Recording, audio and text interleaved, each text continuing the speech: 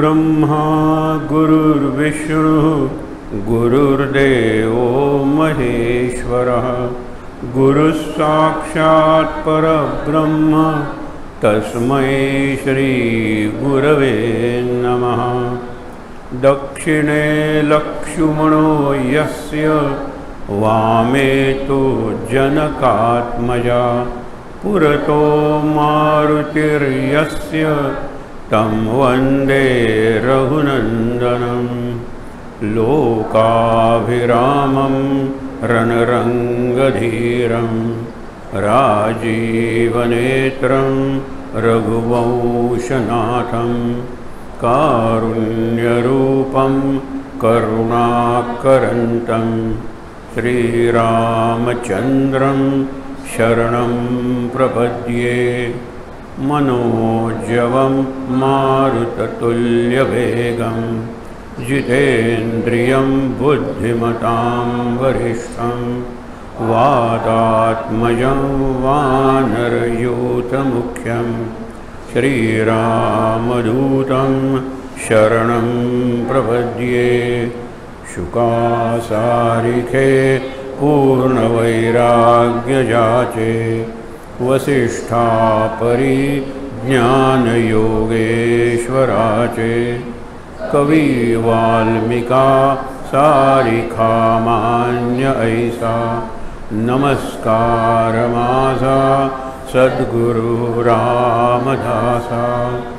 जयाचा जनी जन्मनामार्थ झाला जयाने सदा वासनामात केला।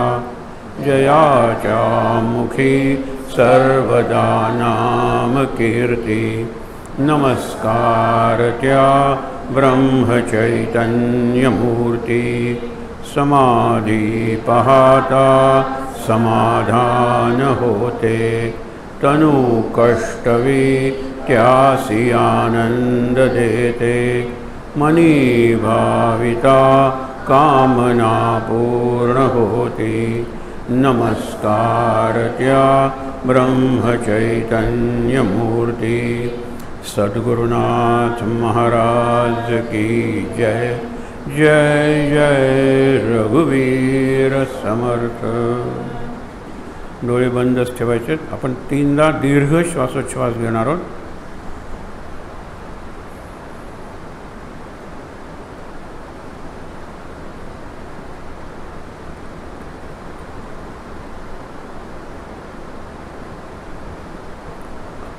सावकाश डोळे उघडून समोर असलेली गणेशाची मूर्ती म्हणजे गणेश आणि आपले गणुबुवा महाराज या दोघांचं दर्शन घ्यायचं आहे शांतपणे। श्वासोच्छ्वास हळूहळू नॉर्मल म्हणजे नेहमीप्रमाणे चालू करायचं आहे। शांत।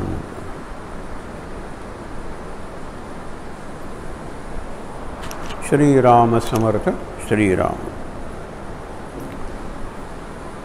अष्टविनायक दर्शन म्हणून दर महिन्याची जी उपासना असते गेले 8 महिने म्हणजे आज 7वा महिना 7वा गणेश आज मांडला गेला। पुढच्या वेळेला समारोप असेल हे लक्षात ठेवा। मुद्दामून या कार्यक्रम कळवून ठरवून तुम्हाला कळवलं जाईल। समारोप आहे आणि ती ही जी प्रवचन कीर्तनमाला आहे ती आपले अध्यक्ष जे गुरुदास सुतार त्यांनी त्यांची अचानक दुर्दैवी अशा रीतीने मुलगी जी गेली तिला समर्पण केलेली आहे। खूप पूर्वीपासून योजना होती त्यावेळेला त्यातला एक गणेश ती मांडणार होती कारण ती स्वतः कीर्तनकार होती पण तसं होणं नव्हतं। मग ही सगळीच कीर्तनमाला आपण तिला अर्पण करणार आहोत। त्या दिवशी मुद्दामून या तुम्हाला कळवलं जाईल। ही गणेशाची मूर्ती आयती तयार होती कितीतरी वर्ष होती आपल्याकडे आपल्याला माहितीही नव्हती। आपण कशी त्याची पूजा केली नाही काही नाही कधीतरी इथे ठेवली असेल तर मला आठवत नाही पण ही गणेशाची सुंदर मूर्ती मिळाली आपल्याला आणि तो गणेशही छान आहे मुद्दामून बघा। तर 7 कीर्तनं त्याने ऐकलेले आहेत 8वं कीर्तन तो नक्की ऐकेल आणि महाराजांना आवडेल कारण महाराजही मुळात गणपती होते। महाराजांचं नाव गणपती आणि ही सेवा जी केलेली आहे ते सगळे आपले गुरुदास सुतार आणि विवेक जोशी यांचे विद्यार्थी आहेत हे लक्षात घ्या। मग एक परंपरा सुरू झालेली आहे एक गंमत सहज सांगतो. ज्या वेळेला पहिल्यांदा आपली सुरुवात झाली त्यावेळेला नारायण बुवा बर्वे, त्यांचे विद्यार्थी विवेक जोशी, त्यांचे विद्यार्थी गुरुदास सुतार, मग त्यांचे विद्यार्थी अशा एका वेळेला 5 पिढ्या कीर्तनकारांच्या आपल्या या मंडपात उपस्थित असायच्या. हे लक्षात ठेवा, 5 पिढ्या. असं कुठे घडलं होतं? महाभारतात. भीष्मांच्या हाताखाली 5 पिढ्या होत्या कौरव पांडवांच्या. इतके ते वयाने, अधिकारानं आणि पराक्रमाने श्रेष्ठ आणि ज्येष्ठ होते भीष्माचार्य. पण वाईट नाही का वाटणार? आजोबांना आपला नातू जर अचानक गेला तर वाईट वाटतं. भीष्माचार्यांचे किती नातू याच्यात गेले असतील सांगा बरं. पिढ्या, 5 पिढ्या. त्या 5 पिढ्यांची आपल्याला अगदी शेवटपर्यंत सांगता येते. शेवटची पिढी त्यावेळेला अभिमन्यू होती. पांडवांची मुलं, हा आणखीन एक अर्जुनाचा मुलगा सुभद्रेपासून झालेला, म्हणजे ही शेवटची पिढी आहे. आणि एक पिढी जिथून भागवत सुरू होतं ती पिढी परीक्षिताची. त्यावेळेला अभिमन्यूची जी पत्नी उत्तरा, तिच्या गर्भाशयात म्हणजे गर्भ होता.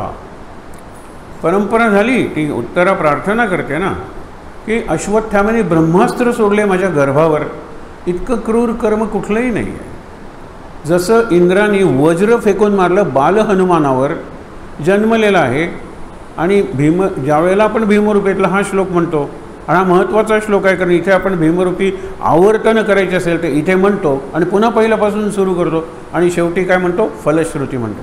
आरक्त देखील आहे डोळा, जन्मलेला आहे बाळ, आणि बघितलं तर सुंदर फळ आहे वरती. आरक्त तांबडं देखील आहे डोळा, गेला उडी मारून उड्डाण करून ग्रासिले सूर्यमंडळा. सूर्यमंडळाला ग्रासलं म्हणजे जो अंधार पडायला लागला असेल, सूर्यालाच त्यांनी ग्रासलं ना. त्यावेळेला राहूचा त्या दिवशीचा दिवस होता सूर्याचा ग्रास घेण्याचा. ग्रास म्हणजे घास. ही सगळी कथा आपण अनेकदा बघितली, आत्ता बघायला नको. पण ग्रहणाच्या वेळेला ग्रास शब्द, खंडग्रास, खग्रास आपण शब्द वापरतो. आणि ग्रहण करणं म्हणजे घास घेणं, म्हणून तो ग्रहण शब्द आहे. एरवी त्या ग्रहणाला ही कथा आहे मागे की राहू ग्रास घेतो, त्याला परवानगी दिलेली आहे. कारण राहूचं डोकं विष्णूने उडवलेलं आहे, पण अमृत त्याच्या आत गेलेलं आहे. त्यामुळे त्याचं धडही जिवंत राहिलं, ज्याला केतू म्हणतात, आणि तोंडही जिवंत राहिलं, त्याला राहू म्हणतात. राहूची काय परिस्थिती झाली? राहूला तोंड आहे पण पोट नाही आहे, आणि केतूला पोट आहे पण तोंड नाही आहे. आम्ही जगायचं कसं? तर तुम्हाला दिव्य अन्न देणार आहे. ज्या वेळेला ग्रहण असेल, सूर्याचं काय किंवा चंद्राचं काय, त्यावेळेला तुम्ही सूर्य किंवा चंद्राचे घास घ्या, ग्रास ग्रहण करा. म्हणून तो ग्रास आणि ग्रहण हे 2 शब्द आले. एरवी एक्लिप्स शब्द आहे ना, एक्लिप्स म्हणजे काही ग्रहण नाही आहे, पण आपली ही कथाच त्याच्या मागे आहे. पण राहू असा जवळ निघालेला आहे. अशा वेळेला एक माकडाचं पिल्लू म्हणा, वानराचं मध्ये आलेलं आहे म्हटल्यानंतर त्यांनी इंद्राकडे तक्रार केली. इंद्र आहे ना, हा पुराणातला इंद्र आपण बघतो, ते वेदातला इंद्र आहे ना, खूपच वरची त्याची पातळी आहे. हा काय, हा सिंहासनावर प्रेम करणार आहे, सत्ता हा लोलूप आहे, आणि सतत त्याला भीती असते आपलं सिंहासन कोणीतरी दुसरा घेईल. मग तो निरनिराळ्या देवांकडे धावत असतो. बऱ्याच वेळा तो विष्णूकडे धावतो. देवांचे गुरु बृहस्पती त्याच्याकडे तर धावतो. इकडे त्याने विचार केला नाही. लहान पोर आलेला आहे, त्याला वज्र फेकून मारलं. त्याच्याकडे दुसरी शक्तीसुद्धा आहे, वासवी शक्ती म्हणतात, पण त्यांनी मारलं फेकून. मग पुढची कथा आपल्याला माहीत आहे. काल हनुमान हे होती, जयंती होती. आज हँगओव्हर आहे हनुमंताचा चांगल्या अर्थाने. हँगओव्हर फक्त दारूचाच असतो असं समजू नका, चांगल्या घटनेचाही हँगओव्हर असतो. एखादा कार्यक्रम जर खूप चांगला झाला, अजूनही तो कार्यक्रम लक्षात आहे, आपण म्हणतो ना, हा हँगओव्हर आहे. हँगओव्हरला फार सुंदर शब्द आहे खुमारी, आणि खुमारी शब्द सूफी संत वापरतात. अरे तुम्हाला सोमरस जो आहे, मग त्याचा हँगओव्हर किती वेळ टिकणार आहे? काही तास. पण आमचा जो नामरस आहे उसकी खुमारी जिंदगीभर म्हणजे चालू राहते. ते सूफी काव्य हिंदीत असतं, म्हणून तुम्हाला सांगितलं. खुमारी म्हणजे तो हँगओव्हर आहे. खुमारी म्हणजे नुसतं टेस्ट नाही आहे, हँगओव्हर आहे, नंतर टिकलेला परिणाम आहे, रेंगाळत राहिलेला परिणाम आहे. तर हनुमान जयंती कालच झालेली आहे. हनुमंताच्या चरित्रातले काही पैलू जर विषयाच्या ओघात आले, आज जरा निराळाच विषय आपण बघणार आहोत. तर गंमत बघा, ज्यावेळेला हे जातं बाळ त्यावेळेला तो वज्र मारतो. जसं इकडे अश्वत्थामा ब्रह्मास्त्र मारतो, इकडे ब्रह्मास्त्र अश्वत्थाम्याने कुठे टाकलेलं आहे? गर्भावर. जन्मलेला नाही या परीक्षेत. आणि तिकडे कोणी वज्र कोणावर टाकलेलं आहे? लहान मुलावर, आणि ते सुद्धा वानराचं. अरे त्याला विचारलं सुद्धा नाही की तू का आलेला आहेस. ते बोललं नाही बोललं. मग बघा आता जर पुढे आलास तर मी तुला काही नाही आहे, डायरेक्ट वज्र मारलेलं. ही चूक झालेली इंद्राकडून. परंतु हनुमानाचं चरित्रच तसं आहे. अद्भुत चरित्र आहे, ते दिव्य चरित्र आहे. म्हणून इतके हनुमानावर चित्रपट निघाले. आता AIचा उपयोग करून, म्हणजे आर्टिफिशियल इंटेलिजन्स, कृत्रिम बुद्धिमत्ता, त्याचा उपयोग करून एक आलेला आहे आणि तो सगळीकडे धुमाकूळ घालतो आहे. फारच चांगला असा तो चित्रपट आहे. त्याच्यात तुम्ही वर्णन द्याल त्याप्रमाणे हनुमान तयार होतो ना. वर्णन द्याल त्याप्रमाणे राम, शबरी, जटायू हे सगळी पात्र वर्णन द्याल त्याप्रमाणे करतात. आणि इतकं वर्णन तुम्ही जितकं परफेक्ट द्याल तितकं ते सुंदर चित्र तयार होतं. सगळ्याच बाबतीत होतं. तुम्ही किशोर कुमारचं गाणं, त्याचे 250 निरनिराळे असे पॉईंट्स काढलेत आणि ते फीड केले तर किशोर कुमारपेक्षा चांगलं गाणं हा AI तयार करून गाऊ शकतो. आता व्हायला काय लागलेलं आहे, मग आपला रोल काय आहे? AI तयार करणारी मंडळी परदेशात काहीतरी असतील, त्यांनी केलेलं आपण वापरतो ना. आणि आपण कसं वापरतो लक्षात ठेवा. याचा तरुणांनी विचार केला पाहिजे. पण असं कुठलाही तरुण इथे नाही आहे की जो रिसर्च करेल सायन्समध्ये. पण लक्षात ठेवा, आपल्याकडे चेडू येते काम करायला, हाऊसमेड, कुठल्या तरी खेड्यातून नाही, ह्याच्यातून येते, भिल्लांच्या वगैरे वस्तीतून समजा आली आहे. त्याला ओके ठोक काही माहीत नाही आहे. 7 दिवसाच्या आत ती तुमची सगळी इलेक्ट्रॉनिक गॅजेट्स चालवते की नाही.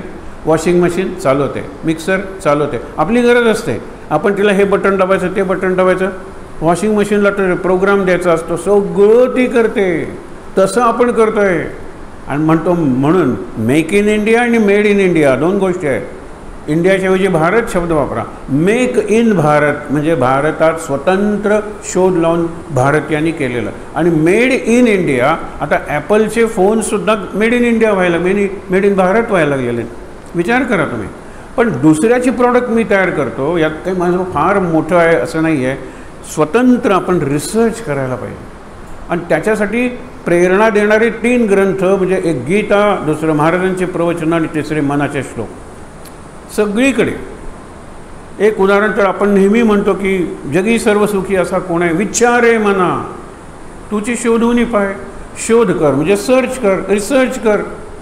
आणि विचारे म्हणजे थिंक, मनन कर, चिंतन कर. हे ओरडून सांगतायत समर्थ रामदास स्वामी आणि आपण ते सोडून सगळं करतो. लक्षात ठेवा. कालपासून 2 दिवस आपला मुद्दा होता तो आज पुन्हा सांगतो, कारण हे आता शेवटचं प्रवचन आहे आजचं या प्रोग्राममधलं. की हनुमंताला प्रार्थना करायची की तुला आवडतं तेच फक्त माझ्या ब्रेनमध्ये जी स्पेस आहे तिथे स्टोअर कर. आणि तुला नको ते डिलीट कर. मला मदत कर डिलीट करायला, मला जमत नाही आहे ते. हनुमान हसून म्हणेल आत्तापर्यंत तुझ्या ब्रेनमध्ये जे जे आहे ना ते सगळे डिलीट कर, कारण मला नको तोच कचरा तू मेंदूत भरलेला आहेस. नको तोच. मेमरीज, कसल्या मेमरीज? बघा ना, चिंता, पुढे काय होणार, पुढच्या वर्षी काय होणार, आमचे चिरंजीव 12वीला आहेत वगैरे वगैरे, सगळं ब्रेनमध्ये भरलेलं आहे. कचरा काढून टाक. आणि तुला डिलीट काय? ते नामाने प्रार्थना कर, नाम घेत राहा, आपोआप डिलीट होत राहील. जसा भरत राहतो मन, तसं शत्रुघ्न मोकळं करत राहतो. आधी शत्रुघ्न मन मोकळं करतो निरनिराळे शत्रूंपासून, काम, क्रोध, मोह. आणि रिकामं झालेलं मन सैतानाचा कारखाना असतो, म्हणून भरत लगेच ते भरत राहतो. बऱ्यापैकी रिकामं झाल्यानंतर बऱ्यापैकी भरत म्हणजे रामाच्या नामानेच भरणार ना. त्यावेळेला माझं लक्ष ठरतं राम आणि त्याच्यावर मन केंद्रित होतं. हा लक्ष्मण आहे. राम टार्गेटच आहे माझं.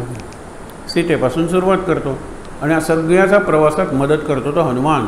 कारण सीताही जिवंत पाहिजे, सगळे रामही जिवंत पाहिजे, म्हणून जिवंत ठेवणारी शक्ती हनुमान आहे. आणखीन काही जास्त बघायला नको हनुमंताबद्दल. तर ज्यावेळेला हनुमान, मारुती, महावीर, आंजनेय, केसरीनंदन ही सगळी नावं, त्या प्रत्येक नावाचा इतिहास आहे आणि त्या प्रत्येक नावाचा प्रसंग आहे. ती हनुमंताची कथा आहे, अत्यंत आवडणारी. आंजनेय म्हणजे अंजनीचा पुत्र आणि केसरीनंदन म्हणजे केसरीचा मुलगा. अंजनी आणि केसरी हे आहेत कोणतं? पती पत्नी आहे. मग पवनसुत कसा झाला त्याची नवीन कथा निर्माण झाली.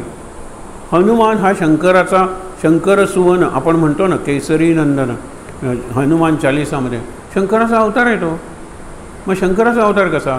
परत एक नवीन कथा आली म्हणून हनुमानाचं चरित्र प्रत्येक कथा गोड आहे, जशी कृष्णाच्या चरित्रात आहे.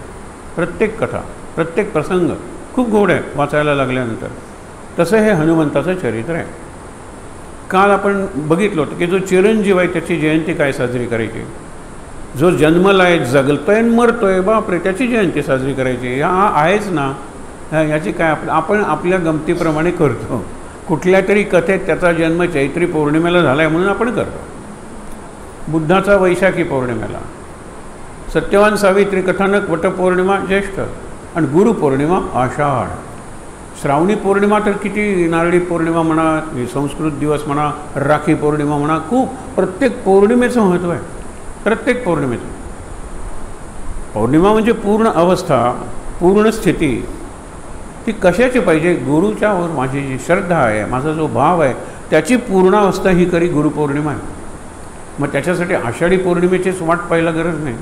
आणि ती पौर्णिमा आषाढ्यात येते. आषाढात इतके ढग असतात, म्हणजे असायला पाहिजेत. आता सगळं चक्र बदलले म्हणून की आषाढात चंद्र दिसतच नाही आहे. मग कसली पौर्णिमा? म्हणूनच गुरुपौर्णिमा, हे लक्षात ठेवा. गुरु दिसतो तो तसा नसतोच ना, आत गुरुत्व असतं.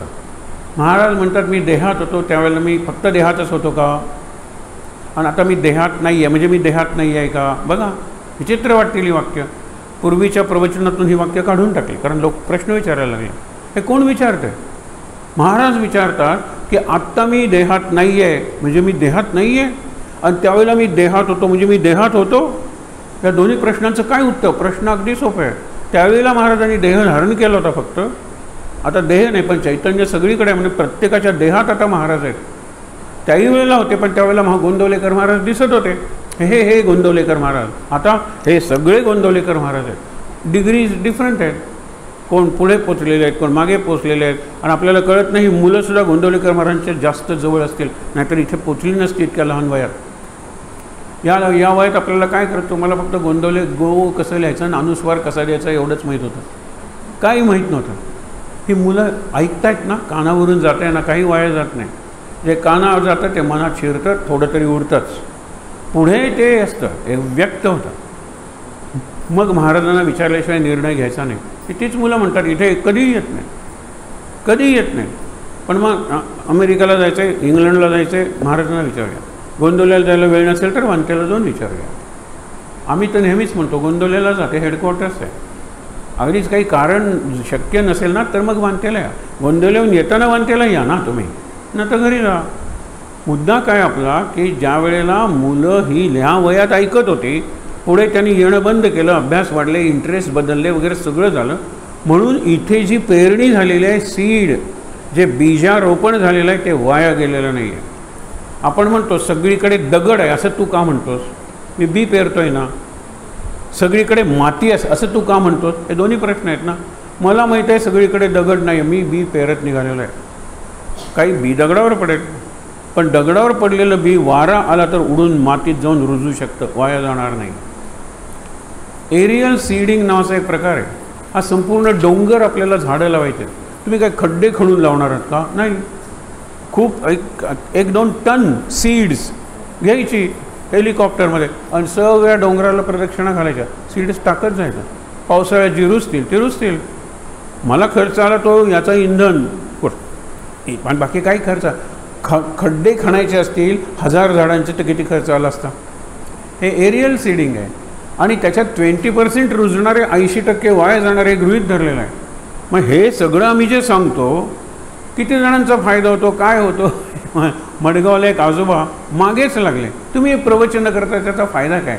बेकार असतं म्हणून बोलतो हो, बाकी काही नाही. असं काय बोलवतात म्हणून बोलतो हो, बरोबर. आणि आजोबा वक्त्याला बोलवतात, श्रोत्यांना बोलवत नाही. जनरल निमंत्रण असतं, पण इनडायरेक्टली तुम्हाला बोलवलेलं नाही आहे. इकडे येताना हे प्रश्न विचारता, तरी आजोबांचं पटलं नाही. म्हणलं एक उत्तर मी त्यांना दिलं, पटलं त्यांना ते, तरीसुद्धा असल्यानंतर मग मी शेवटचं एक उत्तर दिलं. एक उत्तर दिले की काय, मी नदीच्या काठी बसलेलो आहे, मुलं नदीत पोहत आहेत, आणि अशा वेळेला एक मुलगा बुडायला लागला. बुडला. मला पोहता येत नाही आहे, मला बोंब मारता येतं ना. हे बोंब मारली जोरात आणि तिघं चौघं धावत आले. त्यांनी दोघांनी पोहता येत होतं, त्या मुलाला बाहेर काढलं, मुलाचा जीव वाचला. त्यांनी जी बोंब मारली त्याला मी प्रवचन म्हणतो. सोपं आहे ना, अगदी सोपं आहे, काही नाही आहे अवघड. आणि तरी आजोबांना पटत नाही. तर म्हटलं प्रवचनाचा फायदा काय असं तुम्ही विचारता. तुमच्या बाबतीत मी सांगतो, तुम्हाला यायला अर्धा तास लागतो, इथे 2 तास, नंतर अर्धा तास, म्हणजे 3 तास तुम्ही घराच्या बाहेर असता. म्हणजे घरात दिवाळी असते किंवा घरातल्या लोकांना एवढा आनंद होतो तुम्ही बाहेर आहात म्हणून. हा माझ्या प्रवचनाचा तुमच्या कुटुंबासाठी फायदा नाही का? आजोबा चोपून निघून गेले. कारण काय फायदा, प्रत्येक गोष्टीचा फायदा तिथे आम्हाला काय मिळेल. सुरुवातीला मी उपासना म्हणायचो, तुम्हाला विनोद वाटेल, पण सुरुवातीला उपासना आणि प्रवचन हे 2 शब्द गोव्यात माहीत नव्हते. उपासना येतो, उपासना मरे, त्यांना उपासना 2 शब्द वाटायचे. उपासना मरे नाही म्हटलं, उपास नाही, उपासना 1 शब्द आहे, येतो. आणि त्याच्यानंतर भरपूर खाऊन जा परत. अगदी पहिल्यांदा गेल्यानंतर तुमचे साथीदार कुठे आहेत? म्हटलं तुम्ही नाही का? हे आम्हाला काही वाजवता येत नाही. म्हटलं हे नाही वाजवता येत, हां बसा बसूया. इथून सुरुवात झालेली आहे. काहीच माहीत नव्हतं लोकांना प्रवचन म्हणजे काय, साथीदार कुठे आहेत, पेटी नाही, तबला नाही, काय प्रवचन करणार. कीर्तनमध्ये फरक आहे, व्याख्यानात फरक आहे, प्रवचनात फरक आहे. कीर्तन आणि व्याख्यानच्या मध्ये प्रवचन आहे. प्रवचनात व्याख्यानाचा विचार आहे आणि कीर्तनाची करमणूक आहे, बस दोन्ही आहे, नुसतं ड्राय नाही आहे. पण गंमत बघा, आता खूप वर्ष झाली त्या गोष्टीला. पण आता असं करत करत करत करत प्रवचनकार ही माझी ओळख गोव्याने आणि विशेषतः हनुमंताने आणि महाराजांनी गोव्याला करून दिली. आणि काही आपल्या मनात नसतं. तो कोविड येतो काय, कोण कॅमेरा सर बोला तुम्ही. अरे म्हटलं मला याची सवय नाही आहे, ह्याच्यावर बोलणं सोपं आहे. नाही नाही बोला तुम्ही. आणि समोर कोणी नाही ना, समोर फक्त कॅमेरा. अशी ती पहिली झाली प्रवचनं. आणि पहिली 50 प्रवचनं डायरेक्ट आहेत ऑनलाईन गेलेली. त्यावेळेला मुलं वापरत नव्हती ऑनलाईन. लक्षात घ्या महाराजांची काय इच्छा आहे. पहिलं म्हटलं महाराजांना श्रद्धांजली म्हणून 21 प्रवचनं महाराजांवर. माझी सगळ्यात आवडती प्रवचनं ही आहेत. पहिली 21 प्रवचनं महाराजांचं चरित्र. त्यावेळेला अरे बाहेरची कुत्रीसुद्धा भुंकलेली नाही आहेत. नाही तर तिथे कुत्री भुंकली असेल तर फीडबॅक आला असतं ना, याच्यावर काही नाही, इंटरप्शन बिलकुल नाही. नंतर मुलं वापरायला लागल्यानंतर जॅमिंग सुरू झालं. मग हे नाही, रेंज नाही, सगळं व्हायला लागलं. आणि मग रेकॉर्ड करून आपण ते ब्रॉडकास्ट करायला लागलं, रेकॉर्ड करून. मग रेकॉर्डिंग सुरू झालं. मजा काय आहे की हे सगळं आहे ना लोकांनी जमवून दिलं. आणि याला काही लागत नाही. ती छोटी छोटी मुलं हे सगळं करतात. मला काही माहीत नाही आत्ता नक्की काय होते, कारण मला फोटोसुद्धा काढता येत नाही मोबाईलवर. ते एवढं का शिकला नाहीत? अरे शिकलो तर अडकलो असतो. असं बा काढा ना फोटो. नाही मला येतच नाही फोटो काढायला. धरायचं कसं मला माहीत नाही. काही शिकायचंच नाही जे याच्या आड येतं, उपासनेच्या आड येतं. ड्रायव्हिंग का नाही शिकलात? नाही, पुढचा जन्म ड्रायव्हरचा. आज लोकांनाही उत्तर द्या ना, पुढचा जन्मच ड्रायव्हरचा आहे, तर इथे कशाला ड्रायव्हिंग करू? हे का नाही केलं, ते का नाही केलं? नाही, नाहीतर महाराज दूर राहिले असते. जे मध्ये येतं महाराजांच्या ते निर्दयीपणे कापून टाकलं पाहिजे. जवळजवळ 3-4 वेळा संपूर्ण नोकरीच्या काळात तात्यासाहेब केतकरांना प्रमोशनचा योग आला. आणि प्रत्येक वेळेला तात्यासाहेबांनी महाराजांना विचारलं. ही काय गंमत आहे ना, महाराज माझ्यातून बोलतात आणि मीच महाराजांना विचारतो. हा सगळा निराळा प्रकार आहे, समजून घेतला पाहिजे. तर ते केशवरावांना सांगायचे. केशवराव म्हणजे केवी, म्हणजे आपले बाबा बेलसरे, की आज ज्यावेळेला महाराज माझ्यातून बोलायला लागतील त्यावेळेला महाराजांना हा प्रश्न विचारा. मुद्दा महत्त्वाचा आहे की प्रमोशन मिळते स्वीकारू का? बाबांनी विचारला प्रश्न, महाराजांनी उत्तर दिलं. अरे वा, चांगली गोष्ट आहे की, का नाही स्वीकारायचं? पण प्रमोशन म्हणजे काय आहे? तुमच्या हाताखाली जास्त माणसं असतील का? हो. त्यांच्याशी जमवून घेणं अवघड जाईल का? नक्की हो. तुमची जबाबदारी वाढेल का? हो. मग जबाबदारी वाढल्यामुळे टेन्शन येईल का? हो. मग या सगळ्याचा परिणाम म्हणून तुम्ही नामापासून आणि आमच्यापासून दूर जाल का? हो. नका, नको आपल्याला प्रमोशन. अरे जिथे लागले तिथेच रिटायर झाले असते. मुद्दा काय आहे की शेवटी ह्याच्यातलं तत्त्व, डिटेल्स महत्त्वाचे नाही आहेत. तत्त्व महत्त्वाचं आहे की जी गोष्ट मी आणि गुरु, मी आणि उपासना याच्यामध्ये येते ती मी निर्दयीपणे कापून टाकली पाहिजे. निर्दयीपणे म्हणजे कसे? डॉक्टर्स काइंड क्रुएल्टी सेव्ह माय लाईफ. काइंड क्रुएल्टी, गँग्रीन झालेला आहे आणि तो पाय जर कापला नाही तर सगळ्या शरीरात तो रोग पसरणार आहे, मी मरणार आहे. डॉक्टर म्हणतात पाय कापायला पाहिजे. ते खाटीकसुद्धा तंगडी काढते की नाही कोंबडीची, हा तो माझा पाय काढतोय, हा किती क्रुएल आहे डॉक्टर. पण काइंड क्रुएल्टी. डॉक्टरची ती क्रुएल्टी नसती तर माझा जीव वाचला नसता, मी मेलो असतो आणि माझ्या तंगडीला काही किंमत नसते. कोंबडीच्या बोकडीच्या वगैरे तंगडीला किंमत असते, माझ्या तंगडीला कोण विचारते. बघा तुम्ही, डॉक्टर्स काइंड क्रुएल्टी, मग मी माझ्यावर अनकाइंड कसा होईल. हे मी तुम्हाला प्रयोग करून नाही सांगतोय, अनुभवावरून. थोडासा माझा अनुभव आहे महाराजांच्या जवळ पोचण्याचा, येईल ते सगळं दूर केलं, सगळं दूर केलं. आणि महाराज मला क्षमा करत, आत्ता मी हनुमान आणि रामही दूर केलेलं आहे. फक्त महाराज खूप अर्थ आहे. सकाळी आपली उपासना झाली त्यावेळेला सांगितलं ना, 10 ठिकाणी मी खड्डे खणले, 5-5 मीटरचे, कुठेही पाणी लागलं नाही. एके ठिकाणी जर 50 मीटर खणलं असतं तर पाणी लागलं असतं घेऊन. एक ठिकाण म्हणजे महाराज आहे. इकडे खणा, तिकडे खणा, इकडे जा, तिकडे जा, हा गुरु, तो आश्रम, ते काय, हा ग्रंथ, तो ग्रंथ. अरे पुढे महाराजच प्रेरणा देतात. मी वाचन संन्यास घेऊन कितीतरी, आता काही 2 वर्ष झाली नाही नवीन पुस्तक वाचलं, पण महाराज पुस्तकं पाठवतात.